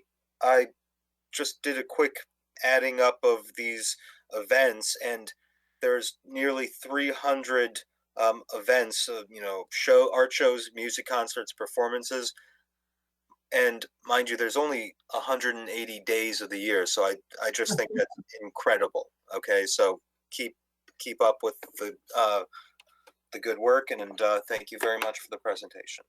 Thank you. Yes, we're very proud of the Fine Arts Department and the work that they do. Ms. Mann. Great. Thank you, Ms. Bechtel. Your presentation was phenomenal. And I also appreciated your comments that, curriculum should not be stagnant. It should be dynamic and exciting. I am also appreciative that Superintendent Adams brought up the comments that Ms. Smith and I, or the question that we had, how do you implement this with students? And I was very excited when Ms. Weckler gave her presentation, and very excited because she referenced the 1619 project a number of times, along with issues related to equity and education and mass incarceration and voter rights, voter suppression. And it just gets our students to think on a different level and to be more prepared for those critical, to engage those critical thinking skills, and to be more prepped when engaging in higher education, in college. So thank you. I would love to show you some of the English curriculum maps where we embed these equity issues into our curriculum as a regular practice in terms of the reading choices, the novels, the short stories. We work the curriculum to teach the children, the students in our community, and be responsive to our community. Fantastic. Thank you. Sounds like a good video vignette for our communications department, another follow-up on our equity program. Dr. Chatoor, did you have a comment or a question? Yes, I had a quick comment with the slide that's up there. I mean, we talk about field trips, and the days of Corona, we've all been sequestered in our houses and nowhere to go. So I was wondering if, with all these, there are lots of museums that have virtual tours. Yes. It might be interesting to have that incorporated in our curriculums where, if it's a science class or let's say an arts class, you pick the lure and say, okay, now here we're going to do a treasure hunt, find out about these 6 pieces that are scattered across the museum. The kids could go do that, and then you come back to the classroom and you start talking about the art in the context of it or what have you. So you incorporate, you make it a little bit more fun. Yes. Now's the time when we can think outside the box, right? We couldn't afford to send everybody to the lure, but now we can. I think we actually put virtual tours, virtual field trips on our district resources. So I know folks are using that. And then I don't know why the name escapes me, but with the glasses, when you could Oculus. where you do the virtual tour, like, yeah, that we have that as well. And those technology devices are shared amongst classrooms, and so that kids have that opportunity to see that sort of 360-degree tour.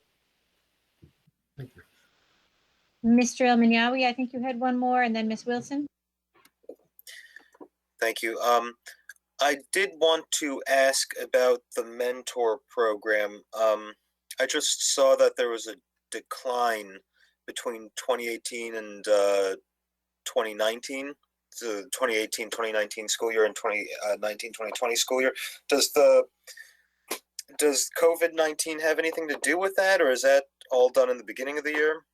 That is done in the beginning of the year, and we're actually grateful that that number hopefully comes down a little bit, because then it just speaks to the stability of our workforce. We like to have new folks. Some of those years have been very challenging with the number of new people. Yeah. Thank you. Ms. Wilson. I appreciate it. Thank you. And Dr. Chatour's question kind of sparked maybe just a broad sort of, not necessarily comment, more commentary for you to provide, but an insight into the fact that, yes, we are in this time of COVID and we are distance learning, but there's sort of like this subtext of opportunity, I was thinking in terms of technology, to sort of make sure students have this sort of equal, for lack of a better term, not equal opportunity, but we can kind of try to tap into technology as a resource and introduce students almost in like a STEM, incorporated STEAM sort of way. So I just wanted you to speak to that if you have any insights from a curriculum standpoint about, basically familiarizing students in an equitable way to technology so that there isn't as much, we can close the digital divide, if you will. Yes, and if there is any silver lining with COVID, I believe that for our educational organization, I do believe that is it, because we have, all teachers have had to engage in online learning, virtual learning, and it's been good. There have been a lot of good things that have come from that, and people have learned things. What we have to do is we have to take advantage of this, not just say, okay, we're back in school. We have to take it to this next level, which is why we are explicitly embedding a technology, an instructional technology goal in our new 2-year PD plan. Normally, you would probably want to embed that in your professional development goals around content, around standards, around instruction, or even around social emotional. But we felt very strongly that we need to have this explicit goal set as we seek to raise the capacity of staff in their own digital literacy so that they can move and deliver this kind of a program moving forward. That's really exciting. That's how you turn lemons into lemonade. Yeah. Actually, on that note, one of the things that came to my mind while you were talking about that is the way the existing regulatory structure is going to hold us back from being able to really do some of these exciting ideas around blended learning and flipped classrooms and those kind of things. And so while you're also juggling everything else, perhaps it's something that Cabinet can be thinking about for the Government Relations Committee and for our work with the New York State School Boards Association and the Coalition of Big Five Schools in terms of what regulatory changes we would want to see. I know that there are regulatory changes that are being considered for graduation, but also for just assigning credit, right? So that, these very rigid seat time rules are going to prevent us from doing certain things that we might have learned really work for our students by going through this experience. So that is a very big topic, and we need to work in coalition with our partners on that, but it's something I'd like Cabinet to at least be thinking about so that as government relations works, we can try and bring those ideas to the fore.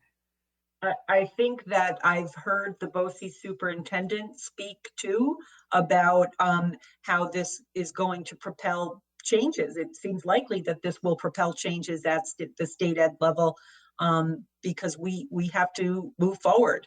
And I also want to tell you that the beauty of this technology is I just got a text that what I was referring to with the glasses was the Google Expeditions. So someone let me know the right name. Excellent. All right, the New York State School Boards Association Resolutions Committee is, any new resolutions are due them in July.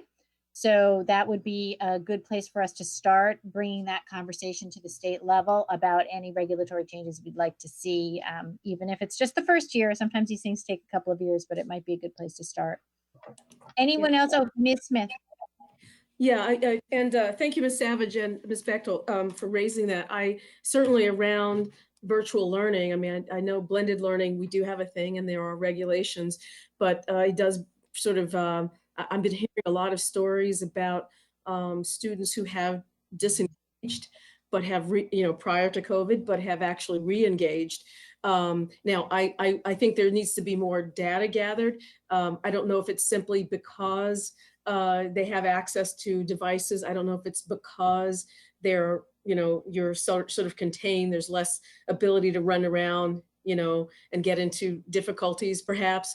I don't know, but it certainly does seem to me that there's got to be something done on that regulatory front to allow for more opportunities for students to learn virtually, and especially those who are at risk of dropping out or not graduating at all, because we just don't want to lose their attention or or their interest in whatever period this has created for them. So thank you for that comment, Savage. All right, thank you all. Are we ready to move on to our next and rather disheartening topic? Thank you, Ms. Bechtel. We appreciate you, and we appreciate all of you instructional coaches who I know are out there, and other members of Karen's team, all of the instructional supervisors. Thank you for all of your work, and thank you for being there to support Karen silently instead of in person tonight. Thank you. Moving on to the discussion of the 2021 budget. So thank you so very much for your time tonight with regard to the presentation of our budget. This presentation will be co-presented by myself as well as Kimberly Roaring, our Deputy Superintendent of Business and Finance. We are facing some very critical times in terms of our budget. And while on one hand, you're hearing the wonderful things that we're doing and how we are adapting to a different learning platform for our students, and the fact that we are really focused on our vision, mission, and goals, ensuring that we keep student achievement at the forefront of our decision making. We also know that as we move forward, we have to develop the professional growth of our leaders and of our teachers and of our support staff so that we can ensure that we are delivering the best program possible.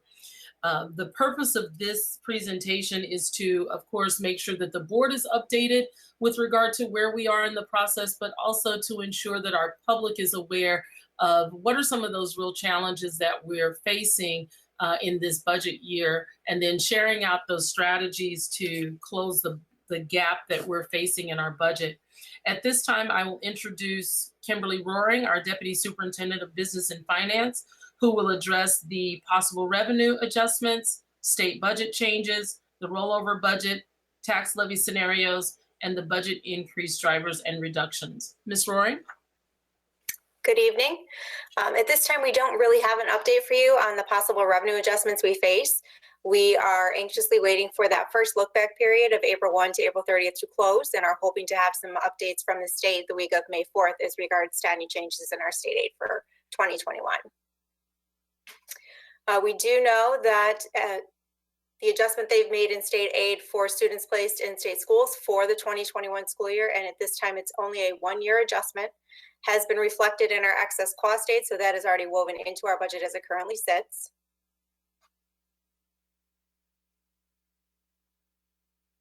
We are waiting on some additional information for these other areas. Our adjusted rollover budget that we shared with you in mid-February showed a difference in expenditures of about $15 million going into the 2021 school year. This shows it in a pictorial way that allows us to look differently at the information, noting that our salary and benefits is about 63% of that budget. Debt service, tuition are some of our other cost drivers, along with transportation for our students. Our revenue for 2021 at this time includes a state aid increase of just over $1 million for a total revenue increase next year of $1.2 million. The tax levy scenarios that we are sharing with you go from 0 to 1.96. Our current revenue is looking at that 1.96 tax levy. When we look at it by category, you can see here the property tax levy of that 2.3 million increase, our state aid increase of just over $1 million. We were able to recognize some significant increases in some other areas in terms of fees, reimbursements, and some interest, and we're cautiously optimistic we'll be able to maintain that going into next year. When we look at our budget increase drivers and the reductions, we shared that $15 million increase through the year. When we came back on April 2nd, we had made some budget adjustments to take down about $6 million in expenditures. That was a large part of that was salaries and benefits. We also took another look at our utility expenses, transportation expenditures, and equipment. We came back on April 16th and we had taken that up to $6.9 million in expenditure reductions, changes primarily focused on salaries, benefits, and equipment. And tonight we come back to you on 4/23 with $7.15 million in expenditure reductions. The changes this time around are in contract services, salaries, and benefits. So when we look at how we have been able to address the gap, I'd like to just recap a little bit to make sure that we're all on the same page and that we're moving forward, understanding how we have gotten to the point of where we are. So on April 2nd, this was an initial review of the vacancies, discontinued positions, retirements, and resignations. This initial review identified 54 positions total, which would be eliminated and not filled. The second line of benefits are not only associated with salaries, but the line also includes health insurance. As you can see, the health insurance pieces, that increase assists us with closing the gap. The other items, the equipment, contract services, travel conference, utilities, transportation, supplies, tuition, and BOCES, those are areas that do not impact staffing, but yet make a difference in our non-staffing endeavors that can help us close the gap. April 16th, you were looking at, this was the second review of the vacancies, discontinued positions, retirements, and resignations. This second review identified 12.2 additional positions for a total of 66.2 positions through the attrition process. The second line of benefits, same as in the first, and then the other items below that are areas which do not necessarily impact staffing, but they may have an impact on programming. And so tonight, April 23rd, this is a third review of the vacancies, discontinued positions, retirements, and resignations. And you may ask, why are we still reviewing that information? We review that information each time because as time progresses, we are receiving paperwork on resignations and there may be positions that are discontinued. So we keep this going as more information comes in. So at this point, here's where we are. And we were able to identify 1.5 additional positions for a total now of 67.7 positions through the attrition process. And then you'll see through contract services, we were able to identify a few more contracts, a reduction in our advertising, and then our BOE contract services. Also in transportation, a reduction in field trip transportation, which I want to address that a little bit because our district really wants to be able to provide opportunities for our students. And even with this reduction in field trip transportation, we would still be able to have our students participate in quality field trips. In addition to, as Dr. Chatour mentioned, looking at different ways to have our students engage in those experiences, be it virtually or online, we would be able to provide those experiences for our students. So our current budget gap, this brings us to where we are today with $6.6 million as our current gap. So the question remains, we can stay on the current budget slide, please. The current budget gap. Yes, thank you. So the question remains, what other options are there for the district to analyze? So let's talk about just this slide for a moment. Just to review where we started, 2019-2020 adopted budget was $256,355,146. Our adjusted rollover budget for 2020-21 is at $275,368,255, which is the gap, the rollover gap that you see at in the first line of this slide of $15 million. Over the past month, Cabinet has been working to identify reductions in areas throughout the district. These areas are in positions, contract services, equipment, transportation, supplies, and the like. They are identified on this slide as salary reductions and non-salary reductions. In early April, the district received its initial state aid projected allocation of $1.2 million. This brings us with an increase in our revenue of $1.2 million. And this brings us to our most current gap amount of $6,643,573. So once we look at that, because that is still a staggering number, what's next? And what are the areas that we are looking at? At our last presentation, I shared with you the increased staffing ratios on the right side of the screen. And so in putting it in context so that you can see the visual, we begin with the overview of the average ratio of our class sizes.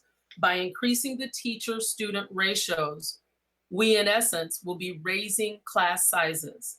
Therefore, by lowering the number of teachers in the instructional program, this work will begin as part of our next steps to determine the impact of increased staff ratios. While stated at the last BOE meeting, what you see here are the instructional components. We are still looking at increased ratios in non-instructional positions as well. And this would then reduce the number of positions in those non-instructional areas. So we are looking at our staffing ratio with regard to security. What is the staffing ratio? How many hall monitors do we need in a building? We're looking at our maintenance ratios as well. We're looking at the ratios of teaching assistants in the classroom. And those are just to name a few. We are reviewing all of those ratios in terms of what you see here so that we can still look at how are we delivering those services to our students. In taking a deeper dive, this slide is a carryover from the last presentation. These are still the areas that we are looking at. There are also additional areas that we are looking at. And just to note that staff reductions may be a combination of financial as well as position reductions. And this is only a partial list because there may be other items that come forward as we do this work. So now the big what's next, and this is the what if. So looking at possible budget reductions and considerations for the upcoming school year, I really want to emphasize that no decisions have been made. These are all monetary considerations. We're also very careful to look at the proportionality of reductions in each of our bargaining units. This is to ensure that no one bargaining unit is disproportionately impacted as aligned to the reductions needed. I'm sharing with you on this slide a high-level analysis of the next steps as we continue our work in order to close our budget gap of $6.6 million. So the positions and dollar amounts for each of the bargaining units are based on an average salary, and specific positions have not been identified at this time. So when you're looking at APSU with 17.5 positions, ABSTA with 12.3 positions, and APSA with 5 positions, those positions are based on an average number so that we can have that mathematical piece of what are we trying to accomplish. In recognizing where we are with regard to the major impact of our budget concerns, you will see that Cabinet has identified and already agreed to a salary freeze for the upcoming school year. We're also looking at our contractual services and programs at each iteration of our reduction analysis. We are forecasting that we may be able to see additional reductions in these areas. And that would be in contract services and in programs. At the last Board of Education meeting on April 2nd, the board asked that we look at the impact of a salary freeze.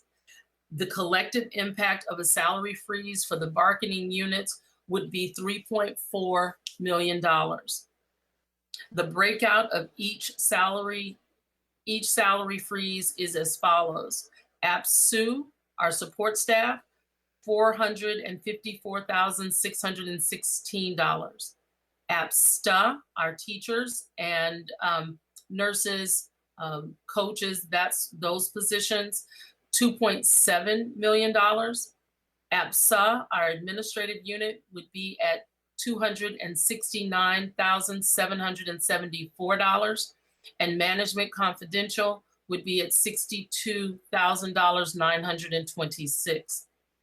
It is important to note that with the salary freeze, we would still engage in a reduction in force. At best, it would be the positions referenced at the top of the chart, with APSU being 17.5, APSTA being 12.3, and APSA being 5. And I still have to emphasize that these were done on average salaries, and if there are actuals, that number may change either. It may be a little bit higher. Without a salary freeze, the approximate 52 positions referenced in the middle of the chart would be included in a reduction in force. Again, this item would need to be negotiated by each bargaining unit. Finally, the board asked the district to review the retirement incentive options. We have held the conversations with each of the bargaining units, and the district is exploring various packages and the impact of those retirement options. More information will be forthcoming regarding this item. As noted on the slide, April 30th is when the governor will review the state aid budget, and this look back process may result in additional reductions, at which time we would look at areas for additional adjustments.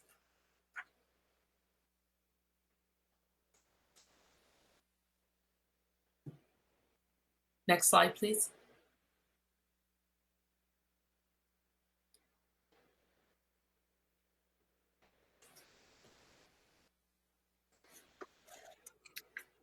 So we were asked to take a look at, when we continue the process, we are going to make sure that we align our expenditures with what our revenue is anticipated to be at this time. It's $261.56 million. We'll continue to respond to board questions, incorporate feedback that we receive from the board and the community, and prepare a proposed budget for the board to consider. We were asked to take a look at what the COVID-19 budget impact may be.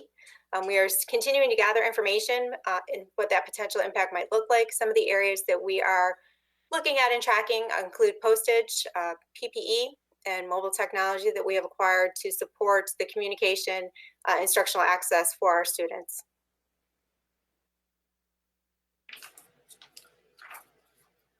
We are sharing a tentative schedule with the budget calendar because, as we know, we need to incorporate more discussion as we move through this process. So what we are proposing to the board and recommending is that we add April 30th as a board meeting for a budget presentation, May 7th, May 12th, May 14th.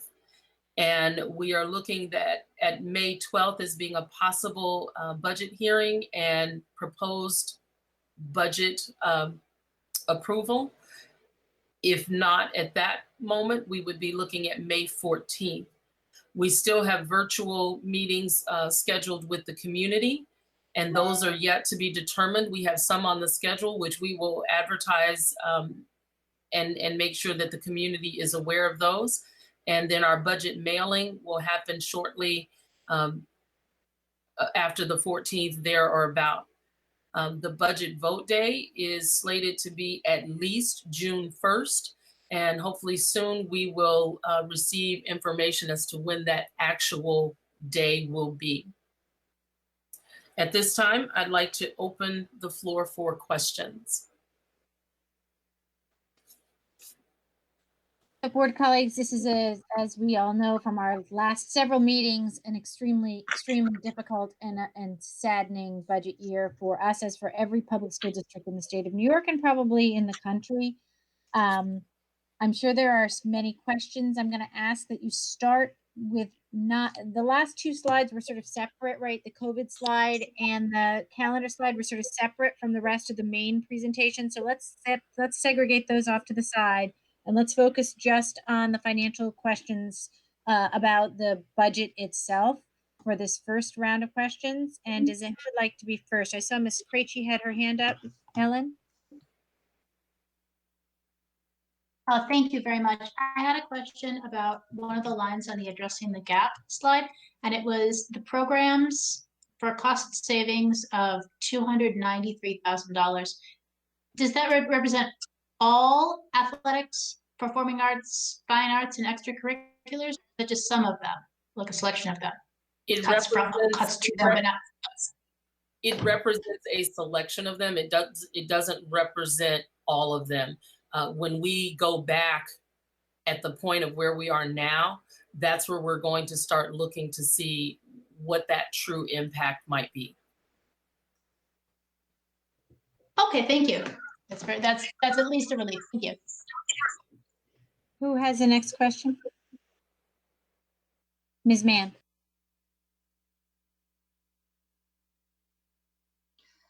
Hi, this is actually on the same slide, the Addressing the Gap slide. Under, I can't tell, is that second grade swim or seventh grade? Yes, it is. Swim? It's second grade. Second grade. Okay, thank you. I mean, this is an unprecedented time, and so I appreciate the high-level overview and just a very transparent, open, candid conversation. So thank you.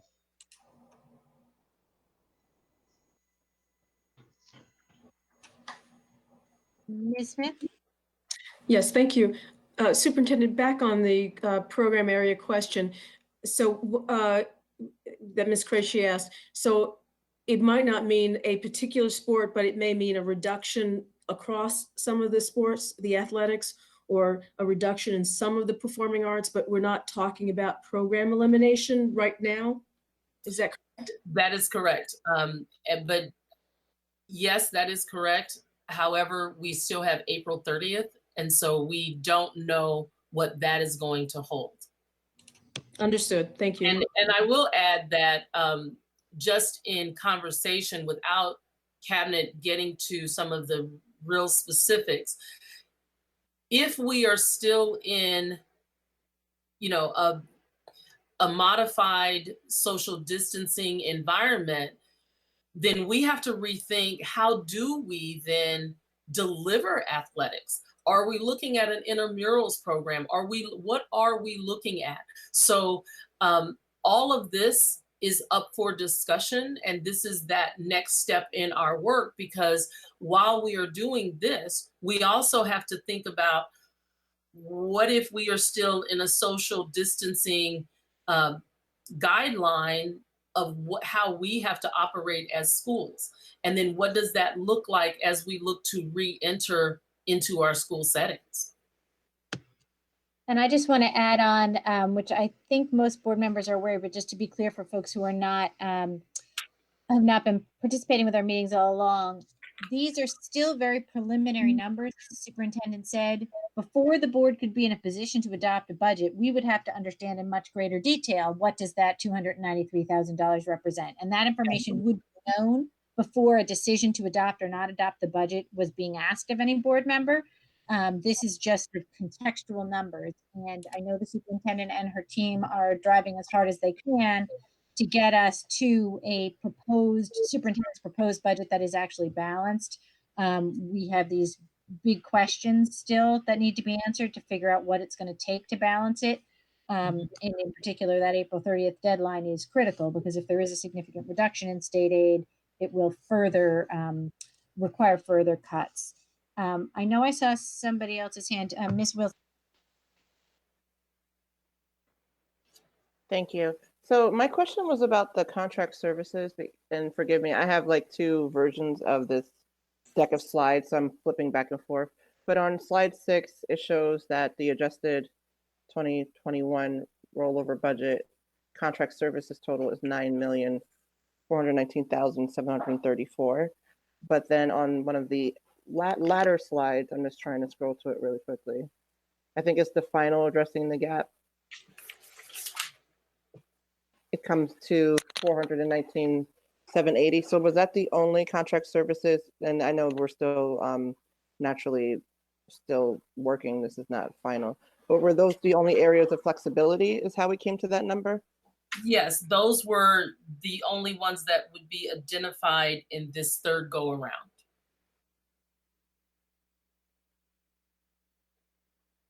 Dr. Couture. So my question is going to be, or comment was going to be more on the in terms of social distancing. So if you're still practicing social distancing, and we're increasing classroom sizes, can we actually deliver the instruction, or do we have to have a different model? Because we don't have more classrooms to put the students in, or do we? And if we do, then we need more teachers. So we are looking at what those different models may be. The superintendents have been working and talking in the Capital Region BOCES about what other formats may exist. We've been talking at Cabinet about different models, and the range is vast. And not to say that anything is in stone, but things like staggered schedules, things like maybe one grade level attending at a time in a building. Maybe instead of at the high school by grade level, it is by academy, because we also have to look at the schedule of classes. And so there are many examples. Are we able to utilize blended learning in a way that facilitates a virtual type classroom or virtual type school setting where students may not attend each day of school, but it's on a rotating basis so that we can reduce the numbers of students in the building. And all of these things are being discussed because as we look at reentry plans, we also have to be very cognizant of some of the rules, statutes, policies that we have to follow. They may inhibit us from doing certain things. So now, does that require a different executive order? Do we need to get a waiver for some of the scheduling options that we have? We look at seat time requirements for students. We look at assessment requirements for students. So all of those things, when you make one decision, there is a ripple effect for other decisions that have to be made as well. And so that's why I say it's not just an isolated decision that we have to make. We also have to think about, plan A, we return to school as we were prior to COVID-19. Plan B, it may be a hybrid type model with social distancing at the forefront of some of those decisions. Thank you. That was helpful. Anybody else have a specific question on the budget? Mr. Elmingao?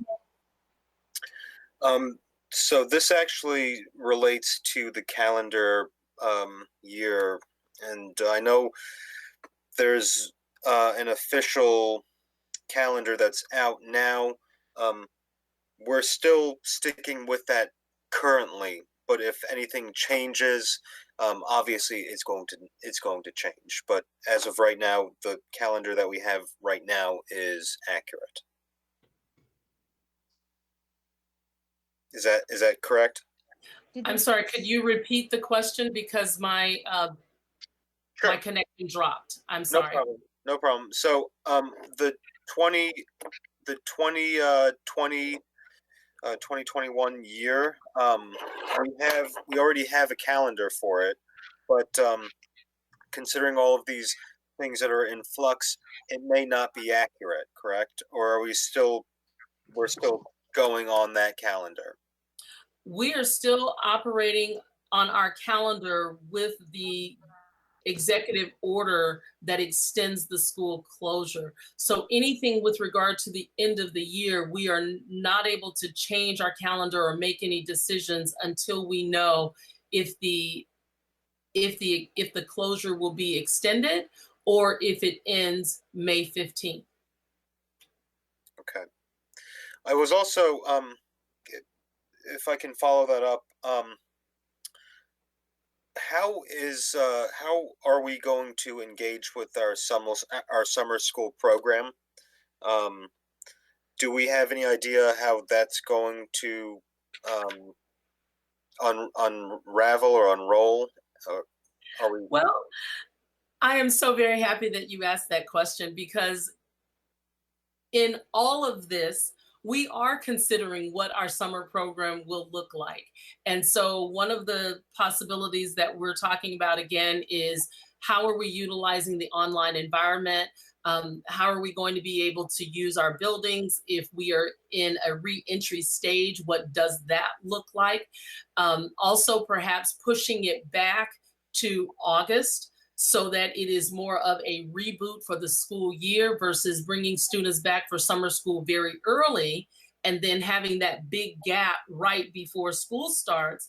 Maybe, and again, these are the maybes, these are the what ifs, depending on what comes out, what would our program look like if we started at the end of July and went through August so that now that engagement is right before our students would come to school in September. So yes, we have been working on several different plans and options and determining what that summer school might look like in different types of settings.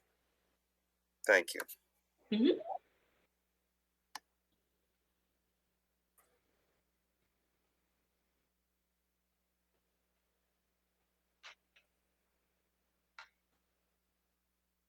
Anne, are you there? I think we may have lost Anne. But I know you were next. So She's Okay, coming on. Coming back on. She's Okay. coming on. I'll Yeah. wait till she's back on.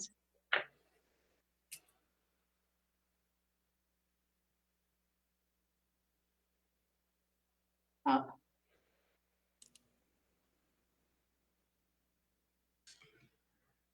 I apologize, folks. okay. Connection for a moment, but I am back now. When I last left off, we were talking about summer school. We finished summer school and I think I was ready for the next question. Okay, I think that was Ellen. Yep, my question was regarding one of the addressing the gap reductions for travel and conference. I noticed all of the other adjustments, you know, that you had the first one for April 2nd, and then the April 16th one was aggregate of the April 2nd and the April 16th adjustments, and then the 23rd one was again a combination of all three. But I noticed that for the travel and conference, you had a $4,000 budget adjustment for the April 2nd one, but then nothing for the well, no, $4,000 for April 2nd. Mm-hmm. So but then nothing for the 19th and 23rd. So that's something we tried to eliminate and then realized we couldn't. that is correct, because it is actually the mileage that we use, and that's part of the reimbursement. And so we thought that we would be able to use that, but we had to put that back in. Okay, that makes sense. That makes sense. I just want to make sure I was reading those numbers correctly. Thanks. Ms. Wilson. Thank you. And my question is about, and I know we don't have an update as of yet, these potential look back periods that they have proposed, and whether it's part of our negotiations and explanation to people also that, you know, we have to have a contingency for something to occur along those lines also. I'm going to ask that you rephrase the question, please. Sure, like let's just say that they do a look back period and they do any reductions in budget or anything of that nature, and its potential impact on us. So we will, when we get that information, we will see what that dollar amount is, and then we will be engaging in this process moving forward. I have a specific question about the revenue adjustment. It's on that same slide where we show the columns across the top. I'm sorry, budget increase drivers and reductions. The tuition increase is split here between charter and out of district. Thank you for that split. That's very helpful. And I understand the charter school tuition increase. The out of district tuition, is that directly related to children, specific children with specific IEPs? Is that what that is? Or is there some other explanation for that 1.24? That is correct. That is correct. Those are our students with disabilities, and if they have to go to other schools based on their IEP and their needs, that is what that amount reflects. And did those schools receive a tuition increase this year? Is that part of it, or is it an increase in the number of students that we're sending, or how did that happen? It's just a pretty big increase on a base that, if I remember correctly, the total tuition is in the 40 some odd million dollars, and about 35 of that goes to charters, leaving only 5 or 6 million for out of district tuitions. This is a very sizable increase. Ms. Roaring, can you address that, please? I can. We had a situation in the 1920 school year where we had some children placed that we needed to add funds to this out of district tuition line for. So this increase of 1.2 acknowledges the increase we had to do during the 1920 year, as well as the increase that we are looking at for the 2020 year. And there is a modest rate increase in there at this time. Okay, so that's helpful. So it's really 2 years worth of student increases plus a tuition increase for the placement schools. That's correct. Thank you. That's extremely helpful. Ms. Krejci, I think you had another question. Yes, I had one final question. And again, it's going back to that summary slide about what's next. And I noticed, I just wanted to confirm that salary free, those reductions in force, it looks like one option would be about 34.8 position reduction and a salary freeze, but then that number that's associated with the salary freeze is 52 FTEs.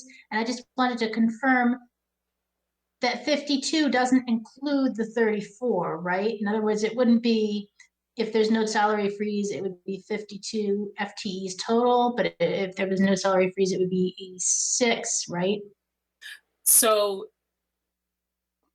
what the salary freeze does is it enables us to not have as many teachers or support staff or administrators included in a reduction in force.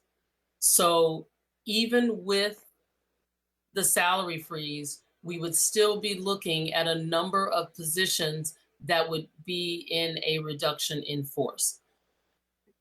So I definitely understand. I just wanted to confirm. So I'm sorry, if we did not get the salary freeze, you would add the 52 positions to those positions at the top, And that gives you that total number of about 86, 87 teachers.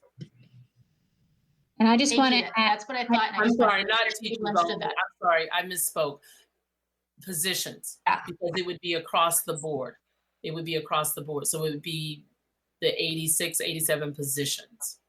and I want to add on to that to make sure I'm Thank you. understanding this correctly. That's in addition to the number that you said on the prior slide, which we would be resolving through attrition, right? There's already 67.7 less positions in this budget that we're just Correct. not going to fill. So the total number of positions that would be being eliminated, worst case scenario would be the 37 plus these numbers at the top here, 17 and a half, 12.3 and 5 plus the 52. That would be the total number of positions. And all these numbers are soft and projections, right? We're not down to the half position level here because Correct. we haven't decided which programs are going to be impacted and how we're going to distribute this difficult decision. But the rough number would be 67 plus 52 plus those. Correct. Ms. Smith. So, Ms. Adams, and I know why there's a to be determined in the retirement incentives line, but I was wondering if you had if you could present to us kind of a range of what we might, of the benefit that we might see.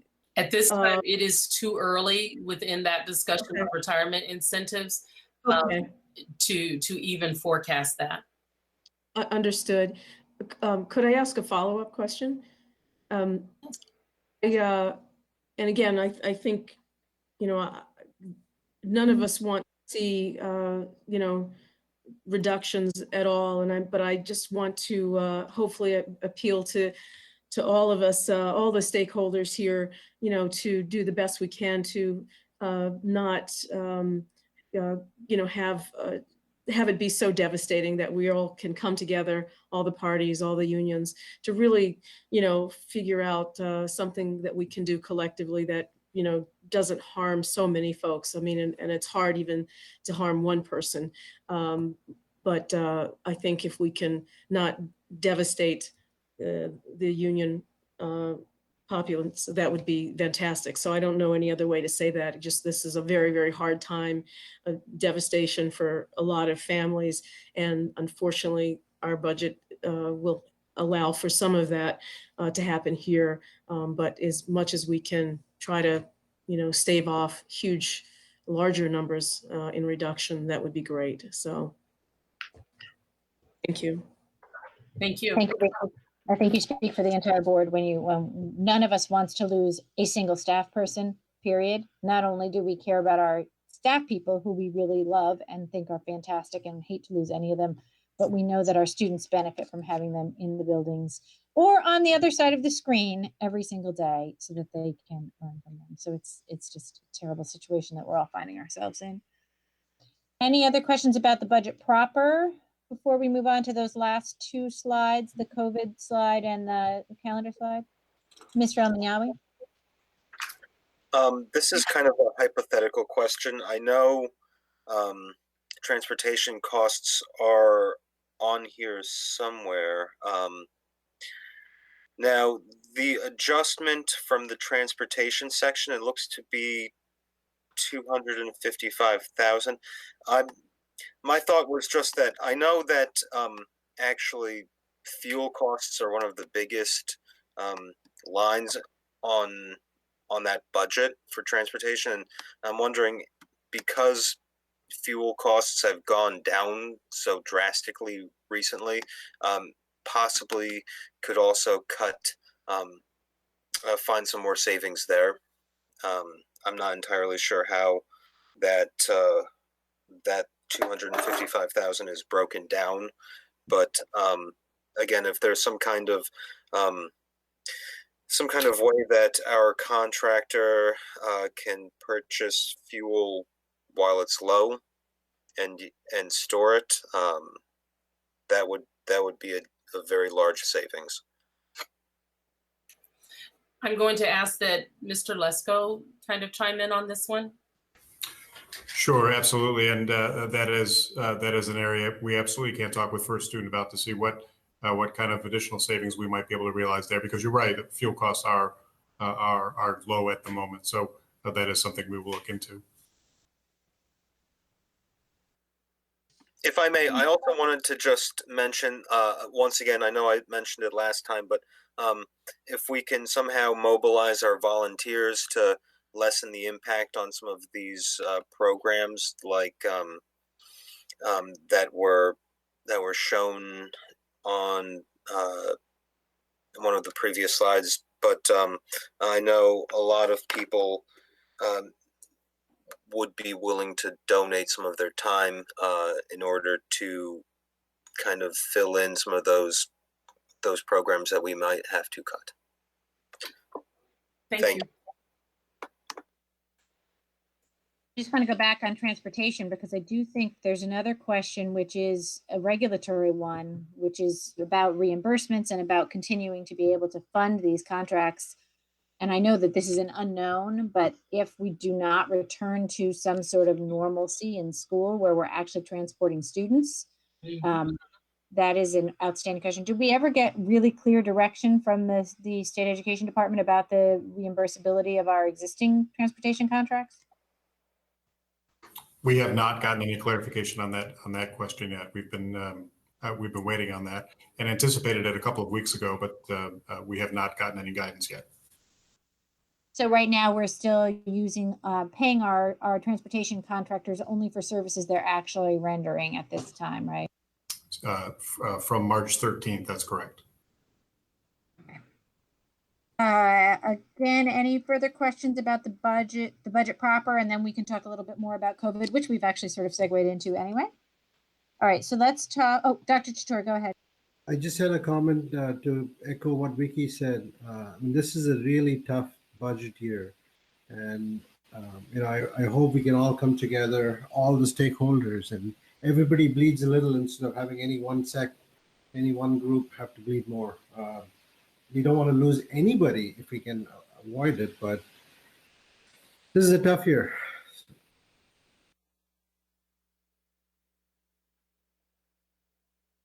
Further comments, concerns? Okay, if we can move ahead on the slides to the COVID slide and just see if anybody has any questions there.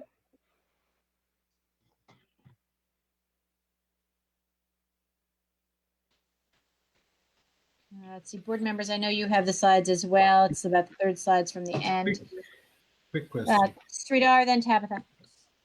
I see the PPE thing over there. So I know that with our in the high school at least they have some 3D printers, right? So are we making our own masks and stuff, or? So we have Dr. Staff and has engaged with 2 seamstresses, and they have made masks. We do have masks available and the disinfectant wipes and things like that available. One of the concerns that we are thinking about right now is in our reentry plan, what does that look like in terms of students, staff, faculty, administrators? What does that look like in terms of either providing masks, reusable masks, disposable masks, and as well as gloves and things like that. When we have that guidance and we are going through it, we're going to have to address what does that look like.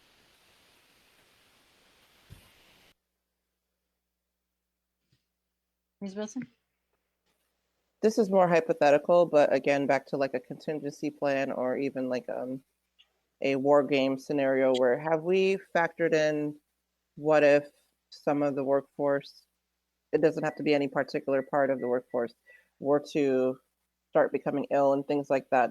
That's sort of like the budget impact I'm almost concerned about, is that what if a significant part of our population started getting it or things of that nature?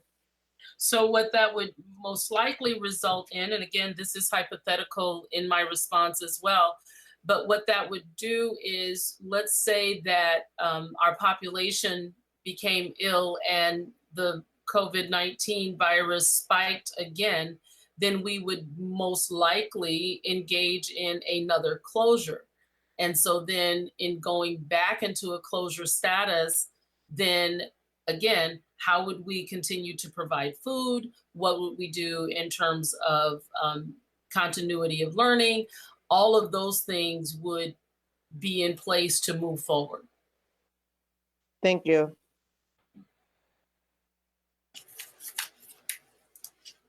Anyone else on the COVID budget impact on this year? I guess I would ask that the next time we come back to look at this slide, we talk about the other side of the equation. These things all are on the places where we are spending more, but obviously there's also places where we're saving some. You know, we're not paying substitutes, for example, and other sorts of things where we're saving money. And I know that we're trying to get towards that, but it's a double-sided impact for sure. Yes, thank you. All right, any other questions on this? Otherwise, we'll move on just briefly to talk about calendar. The last slide in the presentation before the question slide is the new proposed budget calendar. And we're not going to formally act on this unless you all feel that we need to, but this is the proposed budget calendar from the staff. Substantial number of additional meetings for us as we try and fight our way through this very difficult period. We would ask that all of these become noticed as per the open meetings law. I guess my only question about this is whether that April 30th meeting, which is a week from today, we would not anticipate that we would have the new revenue numbers yet, right? So we would still be operating with that huge unknown. It depends on when we actually get it. We have received information that the budget will not be reviewed until the 30th. But we do have it as a placeholder just in case it arrives a few days earlier. So I guess I would lean personally towards, unless there's some substantial change or we have that critical piece of information, that we not meet on the 30th. I just don't want to, I don't want to meet unless there's something new to discuss. Do you understand my question? So I'm happy to leave it on the calendar and we'll put it there, and then we can cancel if in fact, when staff looks at it, you're like, well, we don't really have a lot new to share because we haven't resolved the two largest open items here, right? Is whether we're successful in negotiating any sort of arrangement with our bargaining units, or whether we have a new information from the state government. Those are the two pieces of information that are radically going to shift what happens here. So if we have either one of those, then I would say we certainly should meet. Otherwise, I'll leave it to the staff to decide whether it's an appropriate time to meet or not. I think that we could leave it. What is the time frame that we would have to cancel the meeting? I believe we can cancel a meeting right up until the last minute. We can confirm that with legal counsel. We have to notice meetings several days in advance, but I believe we can cancel them right up till a few hours before if we absolutely had to, but we'd always prefer not to do that. If we could make that decision on Monday, I would appreciate that, because we would have more information at that time. Yeah, let's just confirm with council whether there's a cancellation notice. And then I know that cabinet normally has a very meaty meeting on Tuesday. So maybe we could make the final determination Tuesday afternoon. Okay, sounds good. Thank you. Okay, anybody else on anything else having to do with the budget? Okay. Then I think we have a small remaining item, which is the board committee reports, in particular, the audit committee.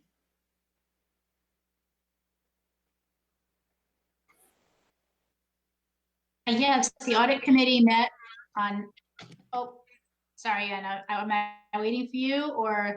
No, go ahead. I can't tell. Okay, so the audit met on Monday night, and one of the things we did was agree on our external auditor, with whom we appointed in routine consent tonight.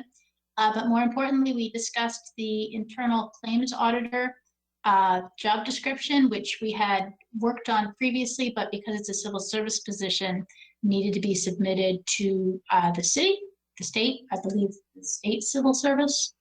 And they came back with some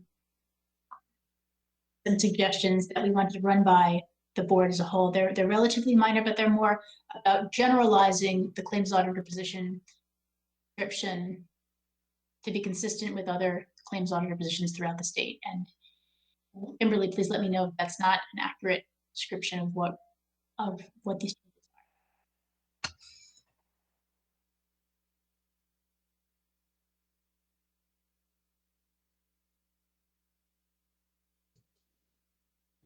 So unless Kimberly has anything she wants to add here, I guess we can open the floor for comments or questions about this. And I would anticipate we would just put this in routine consent to act on it next time.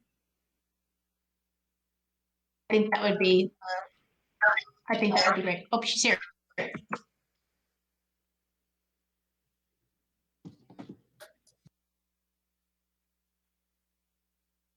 Ms. Roaring, did you want to add something? We can't hear you.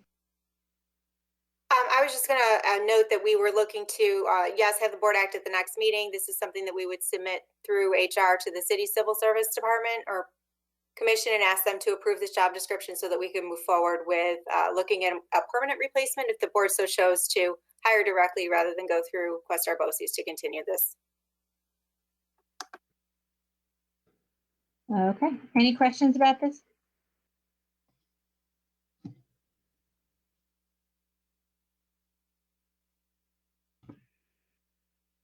That was the last item on our agenda, unless there's something else for the good of the order. May I have a motion to adjourn the meeting? Ms. Smith, seconded by Mr. El-Minyawi. All in favor? That is unanimous. We will talk to you all soon. Bye, everybody. Thank you. Bye.